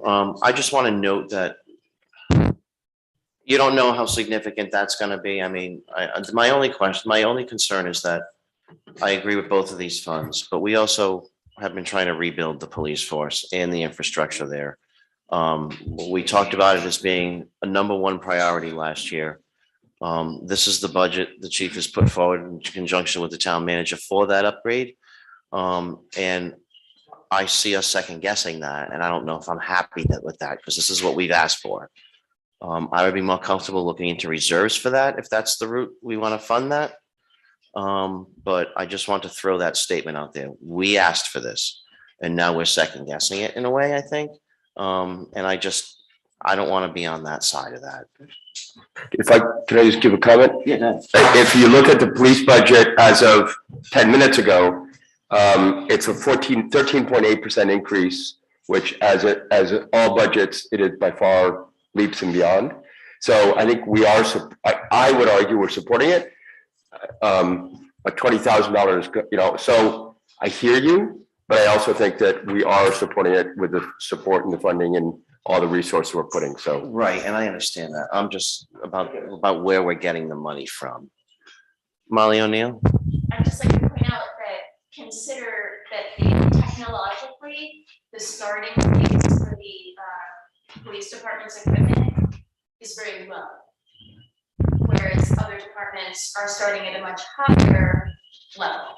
So just keep that in mind, you're not comparing apples and apples, you're comparing apples and oranges. They're, you know, when the new chief took over, extraordinarily poor equipment for current day standards Right. in our police department. No, Molly, I agree with you very much. That's why we reallocated $50,000 to body cameras. So I mean, I think you've seen that through the budget process where we've actually taken dollars and moved it to the police department to make sure that they have some of these capabilities. So actually the budget bigger than 13.8% increase. So I hear you. But I think we're representing, in my mind, what we said we would do. I would just hope that these cameras are out of the reach of the prisoners. I'm going to be reinvesting in this, let's keep the cameras safe, along with prisoners. Very good. Thank you, Jennifer Phillips, for that comment. Appreciate that. Kristen Bauman? So, you know, the budget, right? So you're looking for some money. I think the night will be spent trying to figure out money. I have a question. I don't understand the formula or what the process was for department heads. Department head salary increases range from 16.1%, 8.2%, 13.3%, another 8.1%, 12.4%, and then me, who was obviously not included in any of those discussions, at 4.6%. So I'm wondering if historically, and I've been in budget discussions for 12 years in my position, I reviewed 10 years of budgets this week when I came home from vacation. Historically, administration and department heads have mimicked what town employees negotiate. Town salaries, voted on now, right? They're still in negotiations is my understanding, but they are in a public document in this budget at 4.6. And so I'm wondering if that's a savings to you, how you feel about that. I'm also wondering how that happened. What was that process that I obviously missed? Thank you. I can turn that, to speak to process, go ahead, Mary Ann. What would you like me to say? We're currently in negotiations with the union. We're currently in negotiation with both unions, so I prefer not to discuss the negotiations. That's all you have to say. I'm not Hold a on, union hold on, member. hold I'm on, not- okay, hold on. thank you. Yep. I thought you had something else to say. Department head salaries are based on, we have some new department heads this year. So their starting salary may have been slightly higher than the department head that was previously in the position. And they've also scheduled to get an increase. So that's why you're seeing some changes in department head salaries. Thank you. Molly O'Neill? So I just want to start by saying this is a super uncomfortable topic, right? When you talk about people's salaries because they're here, right? Super uncomfortable. But I don't think that a department head should have to come to a meeting to advocate for getting an increase that's equivalent to other department heads. Is that the process? Do you have to come like a gladiator kind of situation and like duke it out for your salary increase, or what? I'm curious, what's the process? Is there, and what's the rubric that we're working on? And why is Kristen getting less of an increase, as she said, than other department heads? And also, a secondary question, can somebody give me a list of who are department heads, like what positions are department heads? Yeah, I think that that's easy to get. And correct me if I'm wrong, but Kristen, I'm not advocating either way here. I'm just looking for clarification. You have your own board of board of directors? I have a board of trustees. The trustees. I have a personal contract with the town of New Shoreham. Right. And that contract states that department heads mimic town employee salary increases. But is that whatever the town negotiates for the town employees, that's what department heads get. This is a total change. And I would argue that, you know, if I have to be a gladiator here, for myself, you know, I supervise 5 people, 2 teen interns, Right, I a plethora of understand all that. volunteers, a building. No, I'm not sure that's clear, because if well- that's the rubric, and there's new department heads, so I get punished because I've been with the town for 20 years? Right, I just want, you didn't answer my question. You didn't let me Okay. finish my question. Yes, please. Doesn't your trustees do all your evaluations? Like you Yes. don't, your evaluations and Yes. everything is separate from the town manager in the town. I have been evaluated every year, yes. Right, so Every year there's, isn't, and correct me, your salary based on a recommendation from that trustees? no, Okay, no, it's a town salary. yeah. Yeah. Again, I don't want to carry on this discussion too long because it is under negotiation. No, these aren't. We don't deal with town employees again. I will state that again. That is what our staff does. But I think if you could give Kristen a rundown of the process, I guess. These salaries are in a Salaries? public document, so I respect the union negotiations and their confidentiality 100%, right? We know that that's ongoing and we're not going to talk about that. But these increases are in this public document. They're not, I'm a non-union employee. You can talk about me. And to Molly's question, it's not totally clear to us who our department heads, as Public Works has now joined in with Roads and Highways. And so the surveyor, because we try not to use names during meetings, right? I try. The surveyor is the former Roads and Highways department head is getting 4.5. And I don't know if that person's a department head anymore. I don't know that answer. And these are questions this council is not going to probably answer, but I'm just going to refer to Mary Ann. Mary Ann, please answer anything that you can So, outside of I negotiations. echo and what legal Molly terms. says about getting into individual salaries of department heads. I also have department head meetings, and Kristen has joined those meetings. She's been at those meetings. So if you want to know who our department heads are, you have a finance director, you have a police chief, you have a harbor master, you have a town clerk, you have a zoning administrator officials, you have a recreation director, you have a facilities director, and did I miss anyone? Didn't miss anyone. Yeah, they're separate. So those are, and the chief, yeah, those are our department heads. Those are the department heads. The only individuals that are not covered by a union contract, the police chief, your town clerk, your finance director, myself, and library, those 5 positions. Thank you. So the other ones are all subject to negotiations. I'll be happy to explain if you like.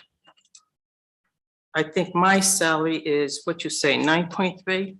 So if you like, I'll explain to the council and the public. If you remember, I started 6 months into my term, the council gave me a 2.6 raise. 1 year after, the council gave me a 2% raise. Those 2 things were not budgeted, they had to be budgeted. My proposed budget, which was salary, which was put forward as the finance director did with all other salaries, a 4.5% increase. That increase, as the council all knows, is subject to evaluation that would take place. So there's one answer. I would prefer not to get into individual department head salaries. If the council would like, I'll be happy to do that, but I would prefer not to do that. No, the council doesn't want to do that either. But, excuse me, hold on, Molly. So what Mary Ann said, she got those 2 increases, one was a 6-month, one was a year. And then that was 4.5 over how much time? That was across 2 fiscal years. So that's the 4.5. And then what is in this year's is 4.5, as you said. I think mostly everybody's around 4.5. Most, not all. Most, not all. Okay. that is subject to our evaluation of her. So that 9.3 you see under town manager, 2.5, 4 point. Yeah, the first two numbers of that, like the 4.25 or the 4.5 was across 2 fiscal years. So that's an aggregate. She's not getting a 9.6. Is that what it says in the budget? Is that correct, Amy? She's not getting a 9.6% raise this year, or That'd be great, though. it's salaries that, it's increases that needed to be budgeted. And the 4.5 is requested, proposed, projected, however you want to use the word, under provided an evaluation from the town council after the financial town meeting. But that money's in there is budgeted, not actual, like, right? Correct. Good. A couple details a little sideways, but directionally. That's the way it goes. So I'm not the finance final director. Column on the budget is not the percent increase? It's the increase of the budget, not the actual salary increase. of the increase. Amy, please. If I could just, we're gonna pick on Mary Ann because we've already started. She actually started it, so it's all good. No, I'm just, I put it out there because I think. it's No, important and I appreciate that. not to get here, Right. You know, we work hard to, when I come on board, there's a lot of silence without the department heads. One of them is too. And I thank all the department heads, and when I finish the first, I thank them. We start working together as a team, and it's very important to be working together as a team. And when one department heads starts pointing out sound of other department, it doesn't help the team building. I know Kristen thinks that she's not gonna be, but she's gonna be. Hold on, let me finish. So I don't want folks to leave it with the understanding of it, and that we're treating the project.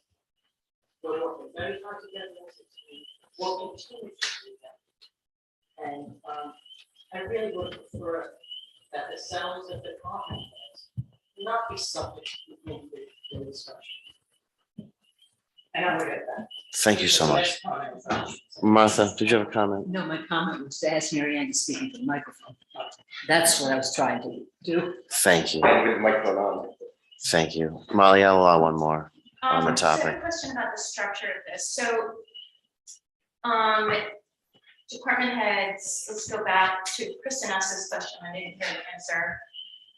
Surveyor, that was the head of the roads crew, is that person still a department head? Is that? No, That's the highway supervisor. He's not a department head. So person who was the head of the road crew, and were they a department head before? No, yes. Yes. For 20 years. it says the DPW director, which was the town manager, the highway supervisor fell under that. So if you council remember, you do not appoint by charter a highway supervisor. So when I talk about department head, are those positions that are outlined in the charter. And at some department head meetings, because of Michael's role and his role here for a number of years, he's been invited to attend those meetings. And that's my prerogative as the town manager to decide who I want to invite to my department head meetings. So can I finish? Yes, So go I ahead. mean, it was always my understanding that that was a department head. And I don't mean, you're telling me I was incorrect, that that was never a department head position. Not in my mind. I don't know what they've done in the past. But I think it matters what they've done in the past, because I think it matters to that person. So I also want to. Mike's, Molly, I want to be no, clear, Michael wait, Shea's role hasn't changed. Yeah, but no, it's not budget related. Like, you know, you're talking about people now. So I just, No, focus so on- I'm asking about Focus on the structure. budget. I am not, okay, so I'm asking Focus. facilities director. you're telling me that is what we added like 5 years, well, no, at the last charter change, right? So that position is a department head. That's correct. So how is that a department head, but the head of the roads isn't? I believe that's also a charter driven thing, but I could be wrong. If anybody wants to correct me.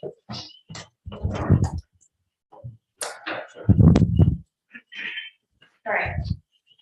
I'll bring these up after budget is done. I have some questions here about this. It seems a little murky to me. Okay, I take offense to being divisive. I think what I'm pointing out is divisive. That when you pit department heads against each other like this with this sort of salary disparity is divisive. What I'm trying to say is what happened to the team, right? Like 16.1 and I'm getting 4.6 after 20 years of service to the town? Kristen, this is Excuse a me? budget discussion.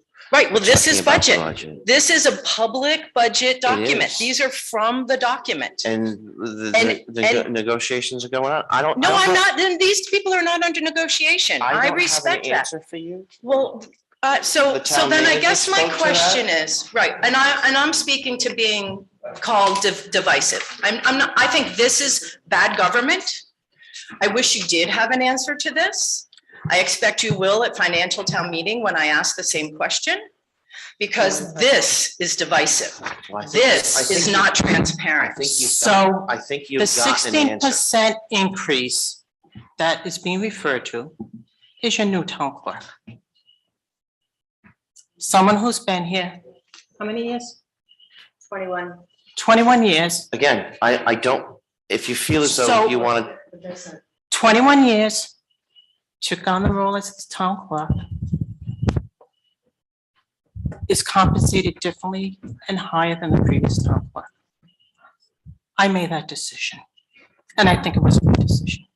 And so from a budget standpoint, if someone's salary increases when you put a new position in, or when you get a new town clerk, it's going to reflect in the budget. right. Thank you for that. I'm not gonna go any further with this. I mean, these are the answers that we're producing. Thank If you want, we'll go through And so I everyone. guess the last question is, you're all comfortable with that? You're comfortable with that disparity? I am 100% comfortable with that Wow, decision, okay. and I don't call it a disparity. Don't. No, I'm not, and that's the end of the discussion. Thank you for your time. Anything else?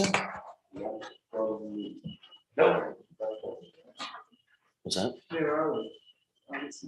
Well, we had the, where we wanted to change. Molly, Can I ask a question on a completely different topic? budget, Budget related. please. At the last meeting, Mark was suggesting that you take the money out of the, that was allocated for aprons, for roads. But that didn't change, did it? It did not, I don't believe. It did change. Yeah, it did. So I'd like to ask, I wasn't at that meeting, but I listened to it afterwards, and I'd like to just state my opinion against that. I think that money was there to solve a safety concern on the roads for bikes and mopeds to limit the washout. And I mean, my opinion is when you're talking about community support, right? So instead of, I mean, like Mary Ann said, she wasn't comfortable with you taking the money from, you know, when we've had so little infrastructure improvement done for such a long time. I agree with that. Like, why would we cut that? Like, if you're looking to come up with money for community support, wouldn't you just like equal out the community support page?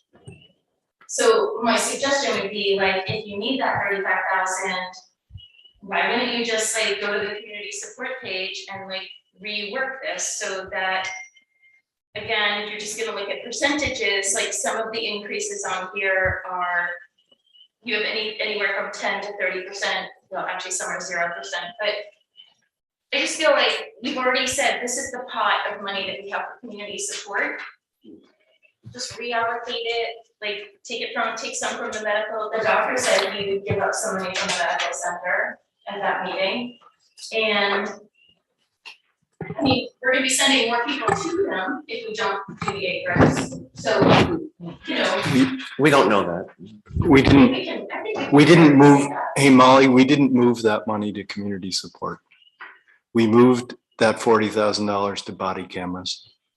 Okay. Just so you know. You said it was going with the fire Yeah. department. Okay, so it wasn't the fire. Just so you know, department. yeah, it wasn't moved to community support. It was Fire moved, department in a different page. not even the fire department. It was moved to the police department for body cameras. That was my, I mean, I made that motion, I think.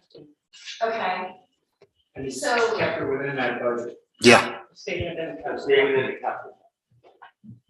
All right. So then, so you're comfortable with not, I actually made that suggestion. right, okay, so the aprons are the same, they're gonna be done, or no? No, It's reduced. we'll probably come up with something. I mean, I live on a really nice, beautifully, just newly paved road, and the idea of that going downhill rapidly is sort of sad. So this is the struggle with budgeting. Yeah. And I think the good news, there is good news. I think the department heads and what we've done with this budget is a good budget. It's not easy. Sometimes we have reductions, sometimes we have increases. But I think the strategic thought process and the plan that we're starting to put in place and what we would like to get done in future years, the foundation is there and we'll build on it. So like I said at the council meeting, one of these budget meetings, the capital budget is at $450,000. Last year was 600. I would prefer a capital budget closer to $1 million. You know, when I first said that to Amy, she looked at me and said, all right, we'll get there, but it'll take time. So, and what we'll be able to do, especially now with this 6-year plan and working with the department heads, we'll start seeing some things that'll drop in and we'll start addressing some of these things that just, not so much that they weren't addressed, but they weren't addressed. So what you do with a budget like this, if there's something that was moved, such as the 50,000 from aprons to the body cams, next year, we're not gonna buy those body cams. So we'll take that 50,000. We had a phase-in of a 3-year process for these aprons. So hopefully next year, I'll take that 50 that was in body cams and now make it 100,000 for the aprons. I agree with you. We need to address the aprons. I don't think there's anyone here who thinks we shouldn't. And this is part of the prioritization of a budget process. Is it perfect? No. Will we get there? Yes. I'm very confident we'll get there. So we won't get the aprons done in fiscal 23, but I can pretty much guarantee you in fiscal 24, that amount will be close to 100,000. And that was We had a long discussion about that, Molly, and it's a 3-year, 50,000, or it was $50,000 a year, with the idea that it wasn't just rolling up funds, it was taking advantage at any one time, if there was, extra asphalt or whatever extra capability, and hopefully we'll continue to be able to do that. I don't think anybody's trying to say that aprons aren't important. It's a matter of priority, I guess, and trade-off. Bill? Oh, David Lewis, I'll pick on you next. Oh, go ahead, Bill, hang on. I also had a question about aprons. I wasn't going to ask it, but since Molly opened the door. Last week's discussion, I listened to last night, so I would be better prepared for tonight's meeting. And I was very surprised on the apron discussion. I make no judgment about whether I wasn't disappointed. I didn't approve of the change. That's your decision. I'm happy with the decision you make. What I was surprised at was that none of you seemed to have a clear understanding about which aprons would be done. And I was very surprised that nobody asked give me the first 5 that would be done. Because sitting in the audience at home, that was my first question. What are we actually talking about? What are we not going to get done? That's because we're going to move some money to a following year. And similar to the question Keith asked about the chief, so he would have a better understanding tonight about the radio, or about the cells, the cell cameras. So anyway, if there's an easy answer to what the aprons were that we would have done in the first year, I'd appreciate it. If not, we'll move on. So the aprons that they were looking at, the ones obviously where we had town dirt roads going into paved road. The first one, I don't know the 5. I can tell you the first one. That's good enough. Pilot Hill, I thought that was already done as part of the ending project. the other side. The other part. Where it's all, I walk there all the time, so I know exactly where it is. Payne Road. Yeah. You go down Pilot Hill, you take the left and Down past the doctors? down past the doctors, that is Pilot Hill. Payne Road, and then the next, you go Payne Road, get to the end, take a left, and it's that next road where it's all dirt all over. Pilot Hill, that is Pilot Hill. Good, I had it right. Thank you. Great, thank you. That's the first one. That's the south end of Pilot Hill Road. South end of Pilot Hill Road, the first Now I know one. where you are. But David, if I can also ask, I must admit, I believe, I trust Mike Shea and the DPW. I trust Mike Shea and the DPW to correct the highest priority. So that was why I didn't ask it, because as you know, conditions change here a fair amount, and something may jump up the line.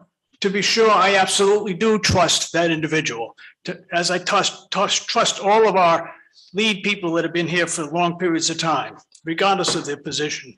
But I just thought, for the public always likes to know, as Kim said earlier, I just sort of like to know where my money's going. Thank you. Thank you, David. Bill McComb. If there's money that's put, I know it works a little bit differently, I'm not quite sure how it is, money that goes into capital.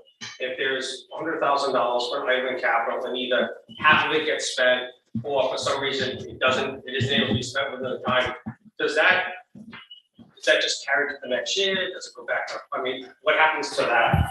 And then the second question I'd like to ask the council at the end of this meeting, if you could explain to the public that at the financial meeting, people can vote to raise or lower the budget as it goes along the line. But I think the important thing is if someone makes a motion to raise the budget, what the impact is on that. It doesn't just automatically get to it, what happens. I think it's important that people understand that. So, but on the first one is on the top of the budget. Yeah, I just see Amy's face turn to ashen when you said raise the budget and whatnot. And I always. And the point is, because a lot of people think that, hey, we'll ask for the budget and they raise it and just sort of like gets it. But there's a yin and a yang. I think that's what Amy should. It's important people know that. Were you not here last week? No. No, I wasn't. Yeah. We was Yeah, like Groundhog Day. So we got in the capital budget. We usually try to get all capital projects that is budgeted done in the particular year. Sometimes that doesn't happen, so the money carries over. But if you use Bill's example, we budget $100,000 and we only spend 75, we got 25,000. We'll reappropriate those funds next year and be part of the capital budget, and we'll let you know they're reappropriations of funds. But is it to the same, if it would be reappropriated to the same item? So if the items continued, Yeah. it would not be, if we have a project, Suppose we had money for, like I said, to do engineering and half of it got done on the project, and it was, I know. It was and we finish the project. Right. And the project's not done. So if the project's not done, we'll carry that money over to the next year and then we'll put in the budget and let folks know. If the project is done and we have funds left over, we reappropriate those funds for another project. And it's part of the budgetary process. We don't just, Amy and I, although sometimes we like to, we don't just reappropriate the funds. But they're more restricted than in a regular operating. Correct, Yeah, I think that's- correct. Thank you. Absolutely. They can't be just spent. Right, thank you. You want Do either one of you want to, or at least address the comment of, oh, I want to add to the budget at the FTM? And just to repeat for everybody, the fact that what is 6%, what is for, just so that everybody hears it, sees it? Sure, and, we will start off, I think, with FTM with some introduction along this concept. We will definitely start with the fact that we're going over the cap. Amy?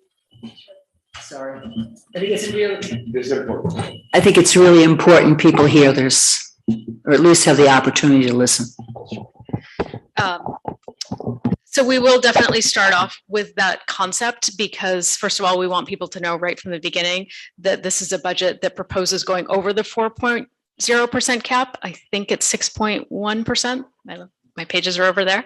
But that exception is very narrow.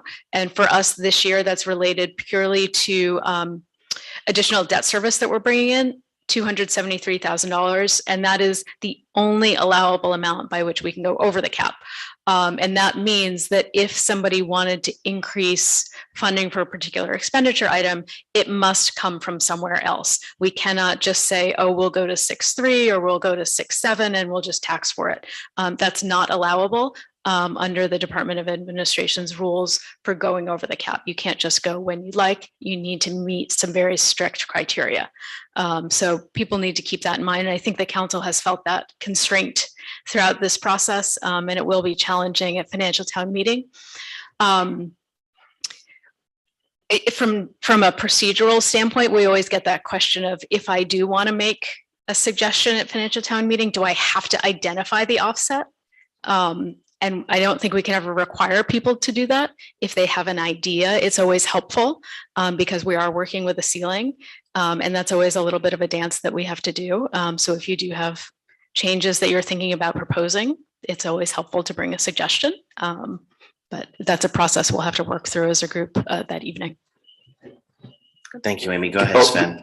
Before you leave, so just to clarify, because if anybody sees this on YouTube, if I want to do anybody wants to do $100,000 more, that brings us up over that 6.1, we really can't vote on that or can't approve that without identifying ways to get it back to the 6.1.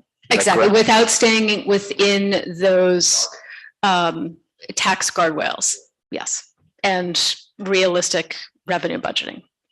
Yes, that's it. Thank you, Amy. Marion, state police. I know, but we're approving a budget that we may have to pay for some or not. What's going to happen if we ultimately have to pay for them? I'm going to hold firm that we won't be paying.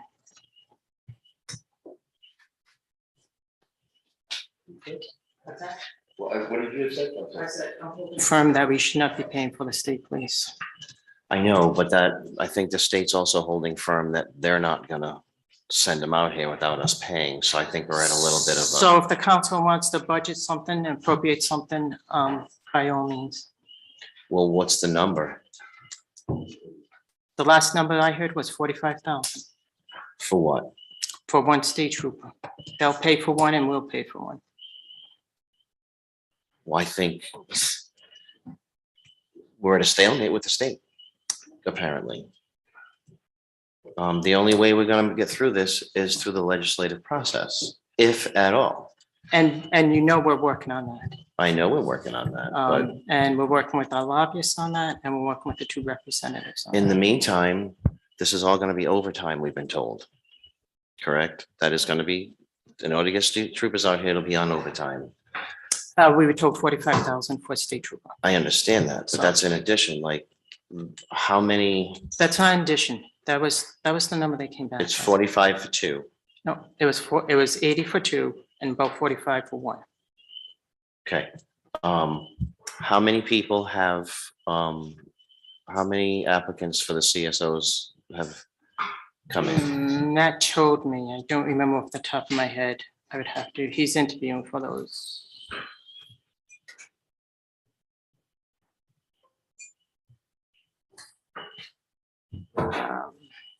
I think he got like 24, something like that.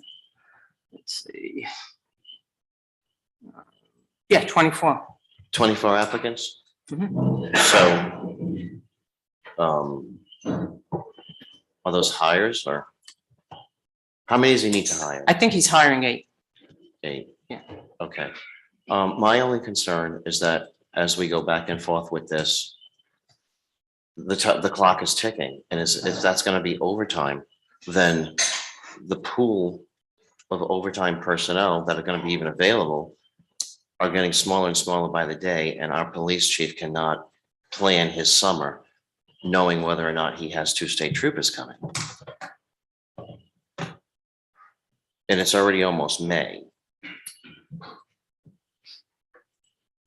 So I would leave the decision with the council if you would like to appropriate the 45,000 for the state troopers.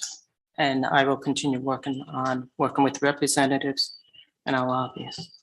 I understand that, but like, then if we go the legislative route, we're either A, gonna have to be defending the state police's budget every year, or they're just gonna say no. And as I said, every minute we wait on this, you haven't had any more discussions with them? That was the last number, and That's what's going on. Susan actually heard from the manager. She did say we need to talk some more, and Rick said to me when I left, the state board yesterday saying that I'll be in touch with you. So okay, but there's still a hole in our budget if that falls through. it's something that comes up this month. I'll ask them some what's your pleasure for like 45,000. And I will we can look at it. Does the council have any comments on this? I have a quick question, Amy. Should it not be budgeted and suddenly we have a cost, and I'm gonna say this, whether it's state police or I don't care what, anything. One can pull from reserves or one could pull from areas. Is that correct? Should one have to? Yes, I mean, there are emergencies that. And those emergencies, that funding could be pulled from those reserves, should it be extreme enough? And we go through that process of hopefully identifying available budgets where that we can draw from. And then overextend a particular line item, which makes effectively draws from reserves, yes.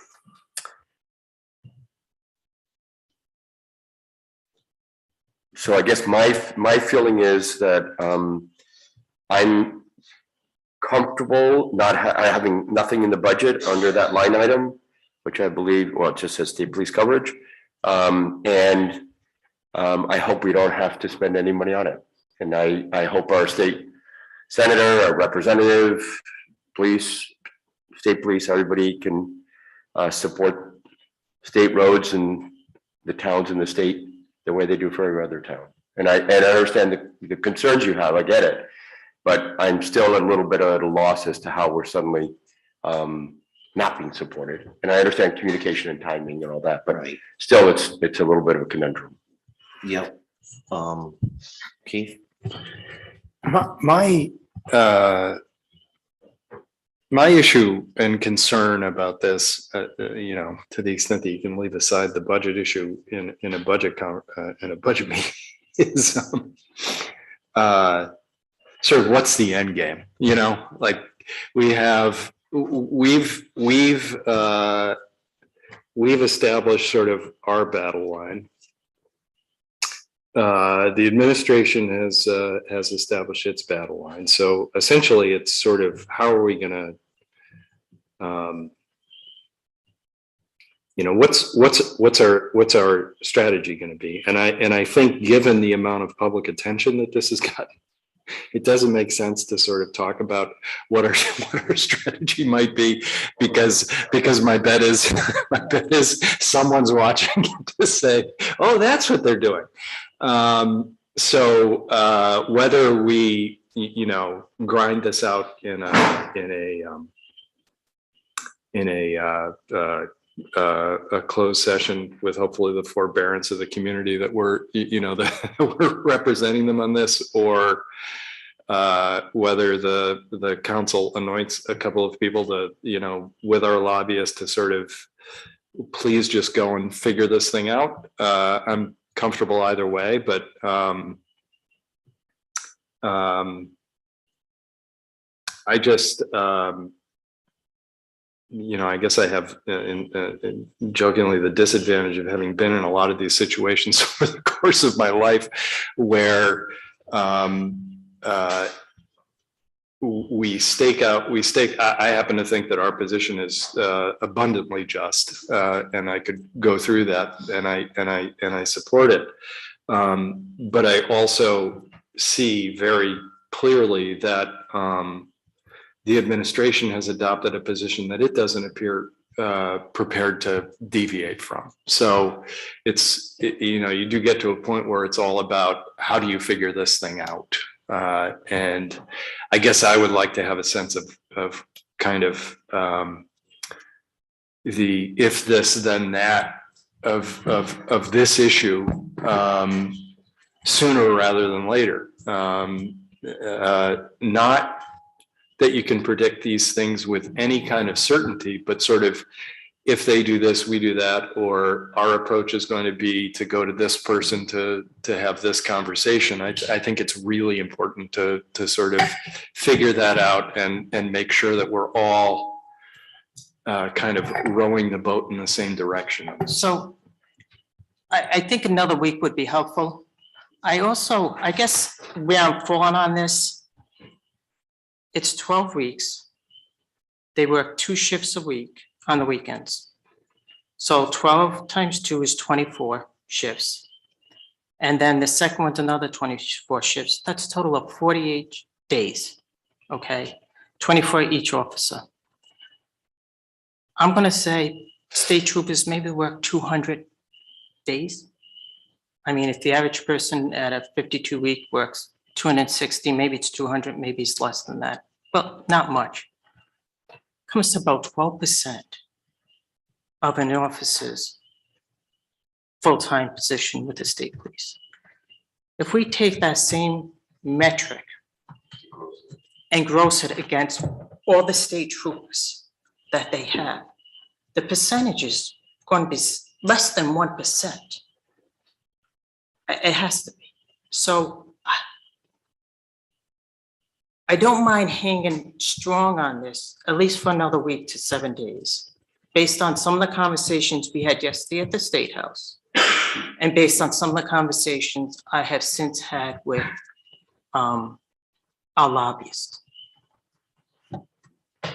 Have you spoken to the lobbyists today?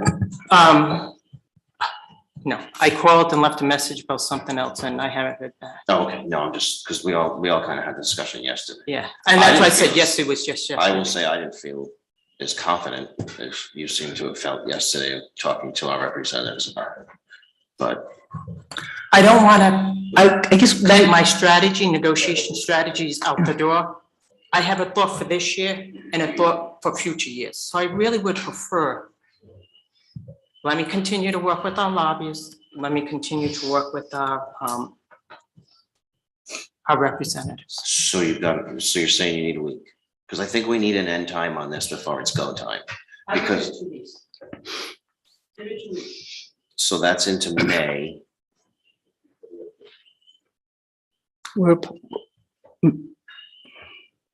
I'm still baffled by this. Yeah. We're a part of the state of Rhode Island. We are talking about what Mary Ann just quantified, the amount of manpower and time we're talking about. Meals tax alone, we're projecting giving them $3.2 million. We're projecting $3.2 million to be funneled up to the state of Rhode Island from us in the next fiscal year. I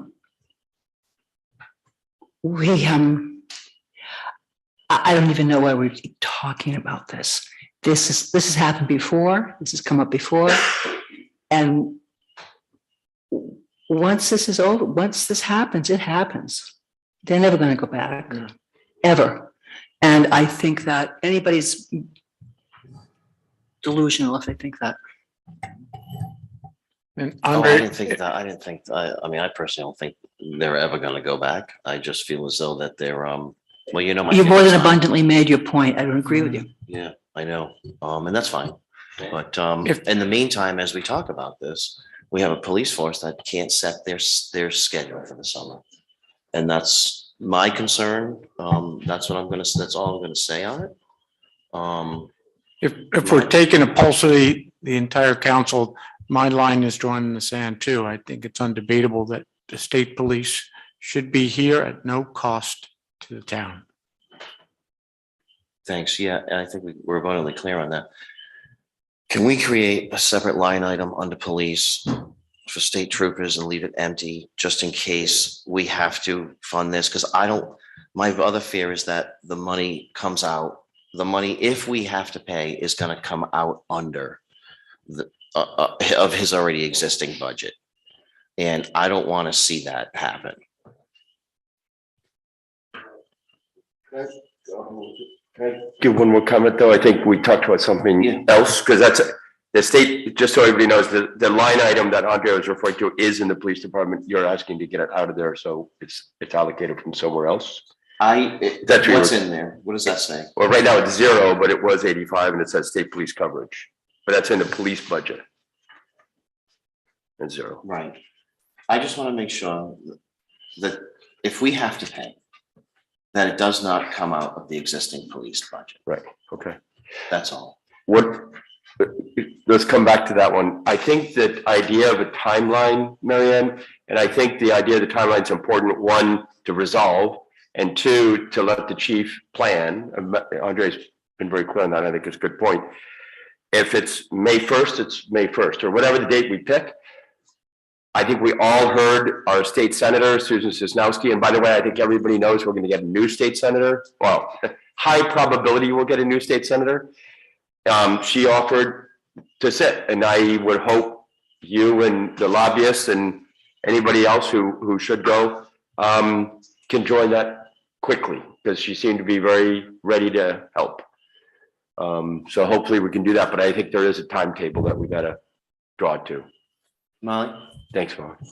Well, so you know what I'm gonna say, because I already said it last time, but I mean, if East Greenwich and Westerly and Barrington aren't having the same conversation, then we've already wasted too much breath on this. Because there's absolutely no reason why we should be any different than any other town in the state of Rhode Island. We haven't seceded. As Martha said, we send a lot of money upstate. We send a lot more money upstate than some of these other towns do, especially inland towns. So it's a ridiculous conversation. There's no reason why this should be in our budget. And if we're talking about coming up with $45,000 or $80,000, then I think there's a lot of other things that we could put that towards, rather than the state police, because state police should just be coming here. And I do want to say that if we end up having to pay for it, then there must be some emergency management fund upstate that we could apply to for this, because it's a ridiculous situation. Maybe we should ask for the National Guard. I mean, you know, if we want to be dramatic about it, because I think they're being dramatic about it. This is silly that we're wasting so much time. Or we can make it a wash and charge them 45,000 for rent for the summer. No, I mean, we shouldn't be petty, but they shouldn't be petty. This is ridiculous. Yeah, and I agree with you. Like, I do agree with you on this. I agree with Martha, I agree with everybody, but I think the outcome is gonna be a lot more different than what everybody's hoping for. Well, then we need to call the National Guard, and we can be dramatic. Okay. Bill? I think that if this stays in a public arena like this, it's not gonna help the town manager from that end of it. I think that not being in the budget, if it's not in the budget, so it's not in the budget because you want it, it doesn't look, they're not funding it. You know, if you put it, it undermines the town manager's position. Town manager's been directed to work with our representatives, and this will end up being, it's a political thing who has, it's a money thing, and the legislature, the money, hopefully, hopefully that will work its way on up. And I just think that town manager can't do it in the public forum. I'm only asking because of the budget. I understand. We could have a budget impact on this. I understand, but I'm afraid it might undermine the position that we have from there. And in the worst case scenario, like Sven said, if they elect not to come out, you elect not to have it, that's an option. If you elect that there has to be a funding thing, there's reserve funds, if that was the case. Kim Gavitt? I was just gonna say, your budget is already maxed out. It doesn't matter if you put it in and take something else out now or at financial town meeting. You can't invent any more money for this item. So you might as well leave it out of there. It's not, does not belong there. If you have a different answer at financial town meeting, then you're gonna have to come to the financial town meeting and say, we gotta put this money in and we're taking it out of X. But you're maxed out, Oh, I understand completely. you know, don't sweat it now, sweat it when you gotta come up with it. Thank you. Anybody have any more comments on the budget? Kristen? Yeah. Before you're totally maxed out, I would just like to advocate for Gateway Mental Health Services.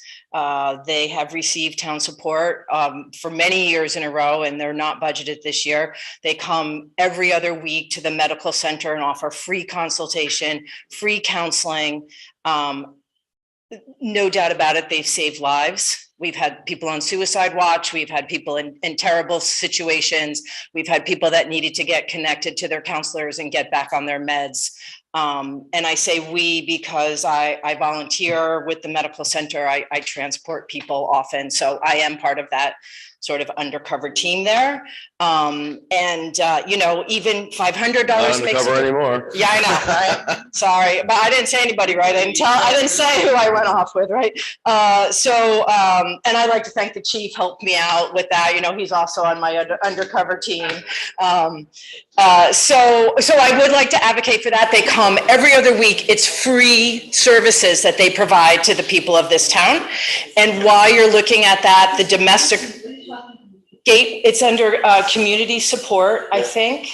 It's not capital, so it's community support, and it says Gateway. Yeah, you know, even $500 goes a long way. It's a token of our appreciation for their commitment to our community. And while I'm advocating for that, domestic violence, of course, you know, I don't think women, and I know some men are also abused, but for the majority, it's women. You know, let's not make them beg for money. So I'll be a gladiator one more time and ask for, you know, some support there if you are so inclined. Thank you. We are maxed. We are maxed out. That was the whole point. You know, But that wasn't a request from them. I thought we had a letter from them or something that said, I didn't see one from either. Either did I. so Chris, They haven't been in the budget since 19. Chris, do you know why they didn't submit a letter or a request? Because right now, as Martha just said, I don't believe they've been in the budget for the last 2 years. It could be why they didn't submit a letter. I don't know. No, I don't know, but you know, again. No, I'm just asking. That was a question. No, I don't know. I'm not questioning the validity.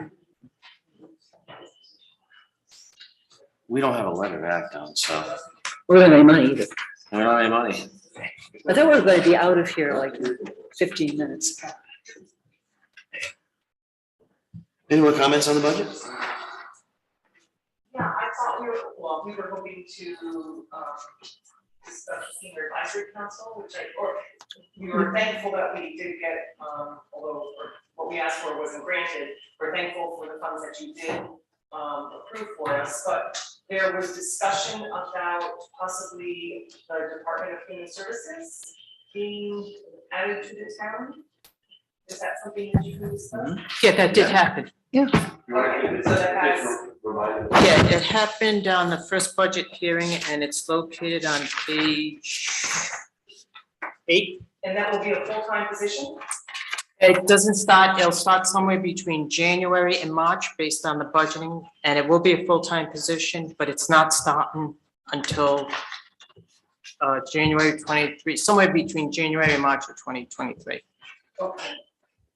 But then it sort of rolls perpetuity to be a full-time position. So it'll be budgeted in the 24 budget as a full-time position. Sorry. It will be a full-time position Right. in January and March, but it's not starting until that. Okay, wonderful, thanks for that clarification. And I have a question also, are there two positions then? One for human services and one for human resource? Correct, they're two different positions. two different ones. Correct. Both starting in January, somewhere between January and March. Okay. There's 3 positions that were budgeted that once we got the reduction in the health insurance that was budgeted. There's a human services position, human resource position, and a young adult librarian. In the library, and the vision is that the senior advisory council there will be an advocate for the senior citizens on the island. I see this position, as I said at the council meetings, this position, this individual will work with individuals from 0 to 105. Some said 105 is an open. So we understand that we're close with the stakeholders, the school, and then. Great, thank you. Well, hallelujah. Pat Doyle, do you have a hallelujah too? Yeah. Okay, Stan. Human resources. For years, we've been on many committees, and I've come before the council to talk about the Department of Aging.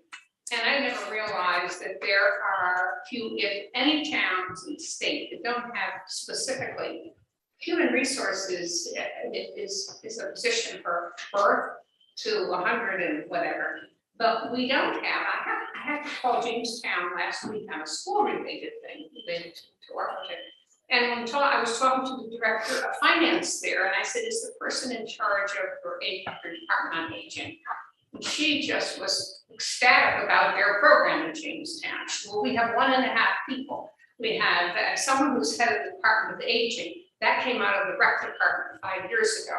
And we also have recently hired a 19-hour person for just the lunches we do for seniors. Block Island's 1/3 of our population are seniors. And it's a growing group. Many of us have occupied positions on every committee, as volunteers and as elected people. We're now, I think, combined age here, 83, if you took the average. And we're still on a number of committees. But we see amongst our friends here on the island, tremendous need for services that exist in other communities throughout the state, particularly directed to socialization, to nutrition, to healthy aging. And this is a fairly new phenomenon, and that people are living 10, 20, and 30 years more, that this type of coordination, we have marvelous volunteers for our seniors, marvelous group, but it's catch as catch can. We pay them minimally. This person I spoke to in Jamestown said, this really, she was shocked that we didn't have a department of aging. So that said, I'm not going to lobby for more money to be spent, but I think in this human services position, we should really look at, we have tremendous service. I'm on the school committee for services for children, for 125, we have maybe 2.5. We have tremendous services that come to us, fortunately, from the library, from the medical center, from the rec department. And they're terrific. I mean, we're not taking anything away from them. The coordination, a Department on Aging that can look to the new ones coming out federally, from the state and from foundations to help us begin to support and build on a Department of Aging. And one person here in your council, I was told by Sandra Kelly, who wouldn't be here tonight, she's ill. I think she said, Chief, you said, next year, let's start looking at some of the needs in September. We can document for you, instead of coming with some very, very meaningful stories about our rides and things like that. We can document for you every single town in the state and its demographics related to age, education, health. It's very good, actually. Block Island looks very good in terms of people tend to live long, people tend to live healthy, they're educated.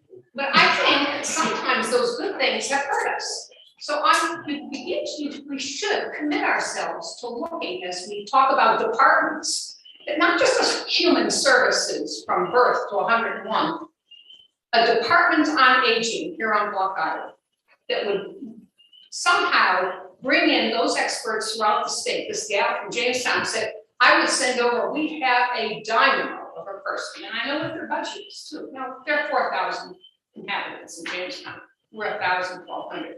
But we have a significant number of seniors, and I really would hope that in this Department on Aging, you don't take anything away, you continue to build. She said, in Jamestown, we have built, it's the only budget item, we continue to build on our Department of Aging year after year. So I'm asking you to do the same next year. So you'd be pleased to know, as the former finance director in Jamestown, Right? 20 years ago was where that all started. Yes. With the senior, they have a senior center, they do construction, they get CDBG funds, all that stuff. And it's been there for 20 years. It's something that'll fall under the Human Service Department. That falls, now it's no longer, it's its own department. It's $1 million, it's got its own department, and she said we've had some changes since it was taken out of the rec department. That's where it was as of 5 years ago. So she was, the person I ended up talking to was the town finance director. Tina Collins, Yes. yeah. Great person. And they also get a lot of grants and stuff like that, which They funds a do, lot but of it's programs. state director, focus on aging to write grants. I think what you're hearing by both the positions, as we discussed, starting in January to March, all the work we're doing, we're all working towards that goal. And I think we're all heading there. And hopefully the changes from that insurance for both the library, human, senior, it's all good. And so let's keep that trend line going. We are very grateful and very. No, but and Pat brings up a really good point. Let's just keep building every year, keep building every year. You guys are always the, Focus on senior programs for. no, no wonder. for aging. You say something. And I'll go to mental health and I'll go to a couple of other areas. So I think we're all on the same plane. This tends to be a wellness approach. Yep. Not an intervention when there's crisis. Yep. This is what I would hope. We will focus on our, very proactive on our senior population. Thanks, Pat. Thank you, Pat. And thank you guys for showing up. You guys always send us the first, I know I always say, I'm gonna say it again because I appreciate it. You guys always send us the first and most detailed community support requests in the folder. Everything's there. You just like your folder. Every single year. And And the pie chart. this year was the first year on the pie chart, which you did reveal to me on the The last school summer. did pie charts, bar charts, I know, I remember seeing. and they're not following it. No. It's the. Can we summarize the changes? Oh, my God. No, I mean, Mary Ann or Amy. I mean, I just want to know what we're gonna have to appropriate. Yeah, no, I was, I know, but I want a summary of like what, I was just gonna, sorry. Go ahead. I was gonna entertain a motion to adopt the budget, and we could discuss that under the second, under discussion. So, but if you wanna have if you wanna. No, as long as we discuss it under the second, that's fine. All right, I'll entertain a motion for the budget. Everybody wants to make a motion to accept the budget? I promise I don't know what I'm making the motion on because I don't. You told me that I'm not supposed to make motions. Okay. Can you give us the summary of what you've heard and where we are? To you. This will be, I'll do it quickly. Thank you. The only one I'm not clear on. Just want to make clarification, is strictly the North Light. So the North Light, we're not going to take the salaries out. We're going to go with the $67,000. I just want to be clear on that. That's Yes, because if we take the $14,000 out, we've got to take the 9.8 out of revenue, and I don't think that's, all the discussion's a good discussion. So, do you want me to repeat from the beginning? Okay.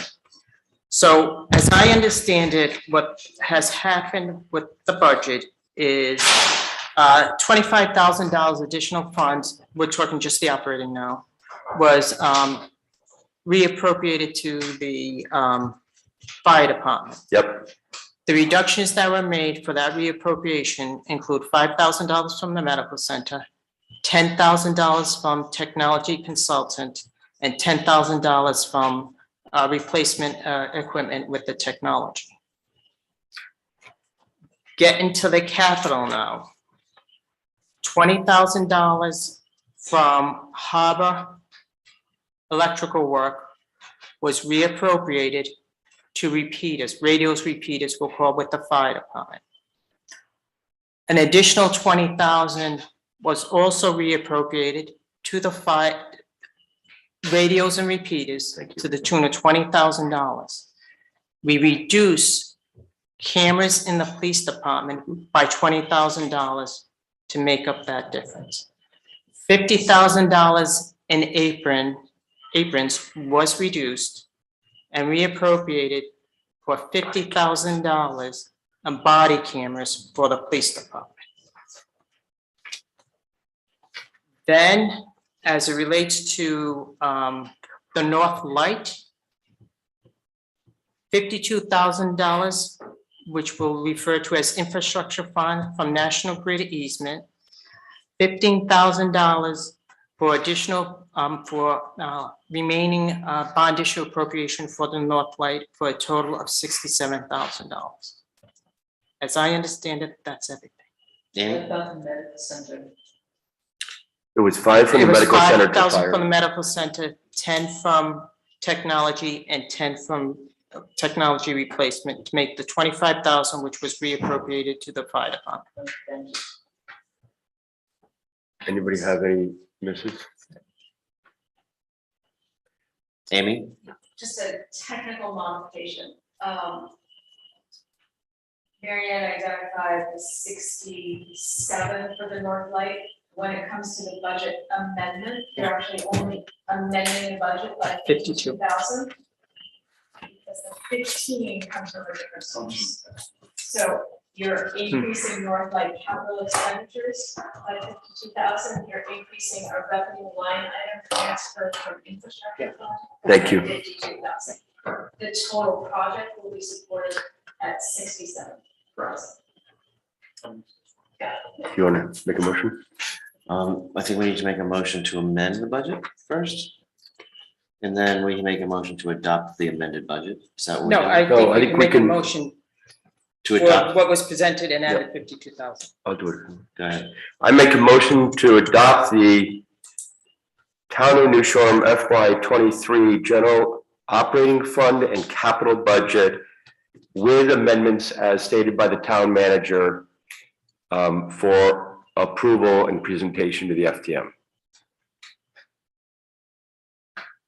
Does he need to add that $52,000 amount? For a total. Total, go ahead, you say it, I'll confirm it. Go ahead, what do you have? $17,147,431. I got 432. You notice on the first page. So we get around.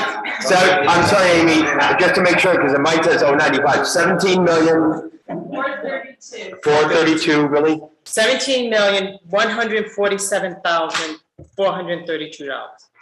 Millie, you got that? Oh, for the final.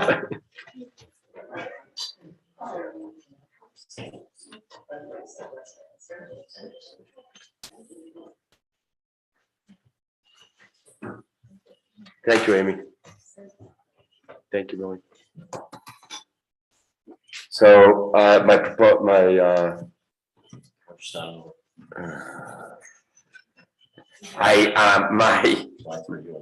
yeah, so it needs to be seconded. Yeah. You got a motion on the floor, you want a second? Yeah. Second, I'll second. Discussion? I would just say.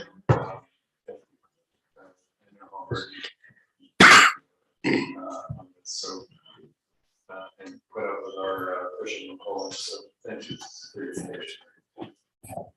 It's our pleasure. And we couldn't do it without, as Amy would tell you, with all the department heads. They were really great this year. All those in favor of the budget resolution, budget amendments, Mark? Aye. Keith? Yes. I'm in favor, Sven? Aye. And Martha? Motion will carry 5-0. And we have one other motion. Yeah, there's another one up there. The reclassification Yes. of fire national emergency management and for dispatch. Yes. I'll make a motion that, give me 12 seconds here. 1 second. Chris, you may want to listen. I make a motion that, category, is that the right term? Anyway, that Department 330, which was previously called Fire/Rescue/Emergency Management, is retitled 30 Central Dispatch. Second. Second, you do it. Motion made and seconded. All those in favor, Mark? Aye. I'm in favor, Sven? Aye. And Martha. Keith? Motion carries 5-0. All right. One last question, do we need to take, oh, sorry. David Lewis, you got a question? No, it's a comment if I may, and it's unrelated to budget and it's easy. So I told you earlier that I just listened, I was not able to attend the regular council meeting on the 4th or the budget hearing on the 6th of April. So I listened to last night to the YouTube of 6, and it was difficult to get, if I didn't already know what the topics were being discussed at this last budget hearing, I would not have been able to follow the meeting because I couldn't hear, I could only hear Andre from the dais. Most of the other voices were muffled and I couldn't pick up on them, as well as from even the town finance director or from Mary Ann. The voices coming over the microphone were the only voices I could hear with exceptional clarity. And that was Jessica Willie and Dr. Walkup. So I just wanted to leave you with that information because there's been a couple of individuals, Andre has referenced, it's important to use the microphone for the YouTube folks. And I think Sven did as well. But my message is the YouTube folks need to hear every microphone, and they need to hear every counselor, and they need to hear every staff if they're really going to glean from the meeting what we all would hope that they would glean from the meeting. So I would just ask your help to do better. Thank you. So, to be clear, who are you not hearing? Keith, Martha, Sven, Mark, Mary Ann, Amy. And anybody else who was talking from back here, not coming to the microphone. So it's this microphone you're hearing mostly? The one I'm speaking into? I think watching your behavior tonight, which is excellent, I think it's a function of how you're all holding your bodies with respect to your individual microphones.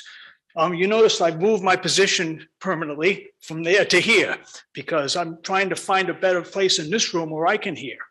And tonight I noticed with Mary Ann, for example, and I don't mean to pick on you. As you speak, your natural motion is back and forth with the microphone because you're working with paperwork and whatnot. But as you back up, even I could hear everything you were saying tonight, but I don't know that someone listening through the microphone to the YouTube could have heard it. And the same thing with Keith. I observed that with him, especially the other night. He was talking away from the microphone. So one of the problems that we had when we were doing Zoom was trying to be sure that the microphones were off and we weren't talking because of the terrible feedback. Are we supposed to be getting new microphones soon? So the AV project, which was slated to start next week, we have some supply chain issues. And so what we're trying to do is work around the one particular supply chain issue, the piece of equipment, so that we can get everything else done. We'll know probably in the next few days. The facilities director is spearheading that project. And he knew when he came in my office to tell me about the supply chain issue that he probably should stay out of my office about the AV system. So we're still working on it. And if we didn't have the supply chain issue, they would have been here probably this week or next week. I am a patient guy and I am a team player, and I understand you're all working under extraordinary burdens, each in your own right. So, and I'm appreciative of that. So we'll all just do the best we can, including me. David, thank you for your input. Thank you. But if I'm the only one you can hear up here, then I really don't see anything wrong. Well, yeah, that's funny. And that's why he came down from the west side. That one. Thank you, David. Thank you, guys. Jim?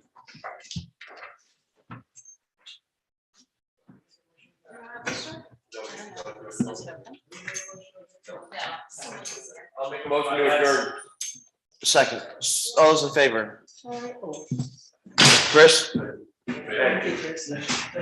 Keith, Martha, all good? I'm all good? Mark, Sven, motion carried.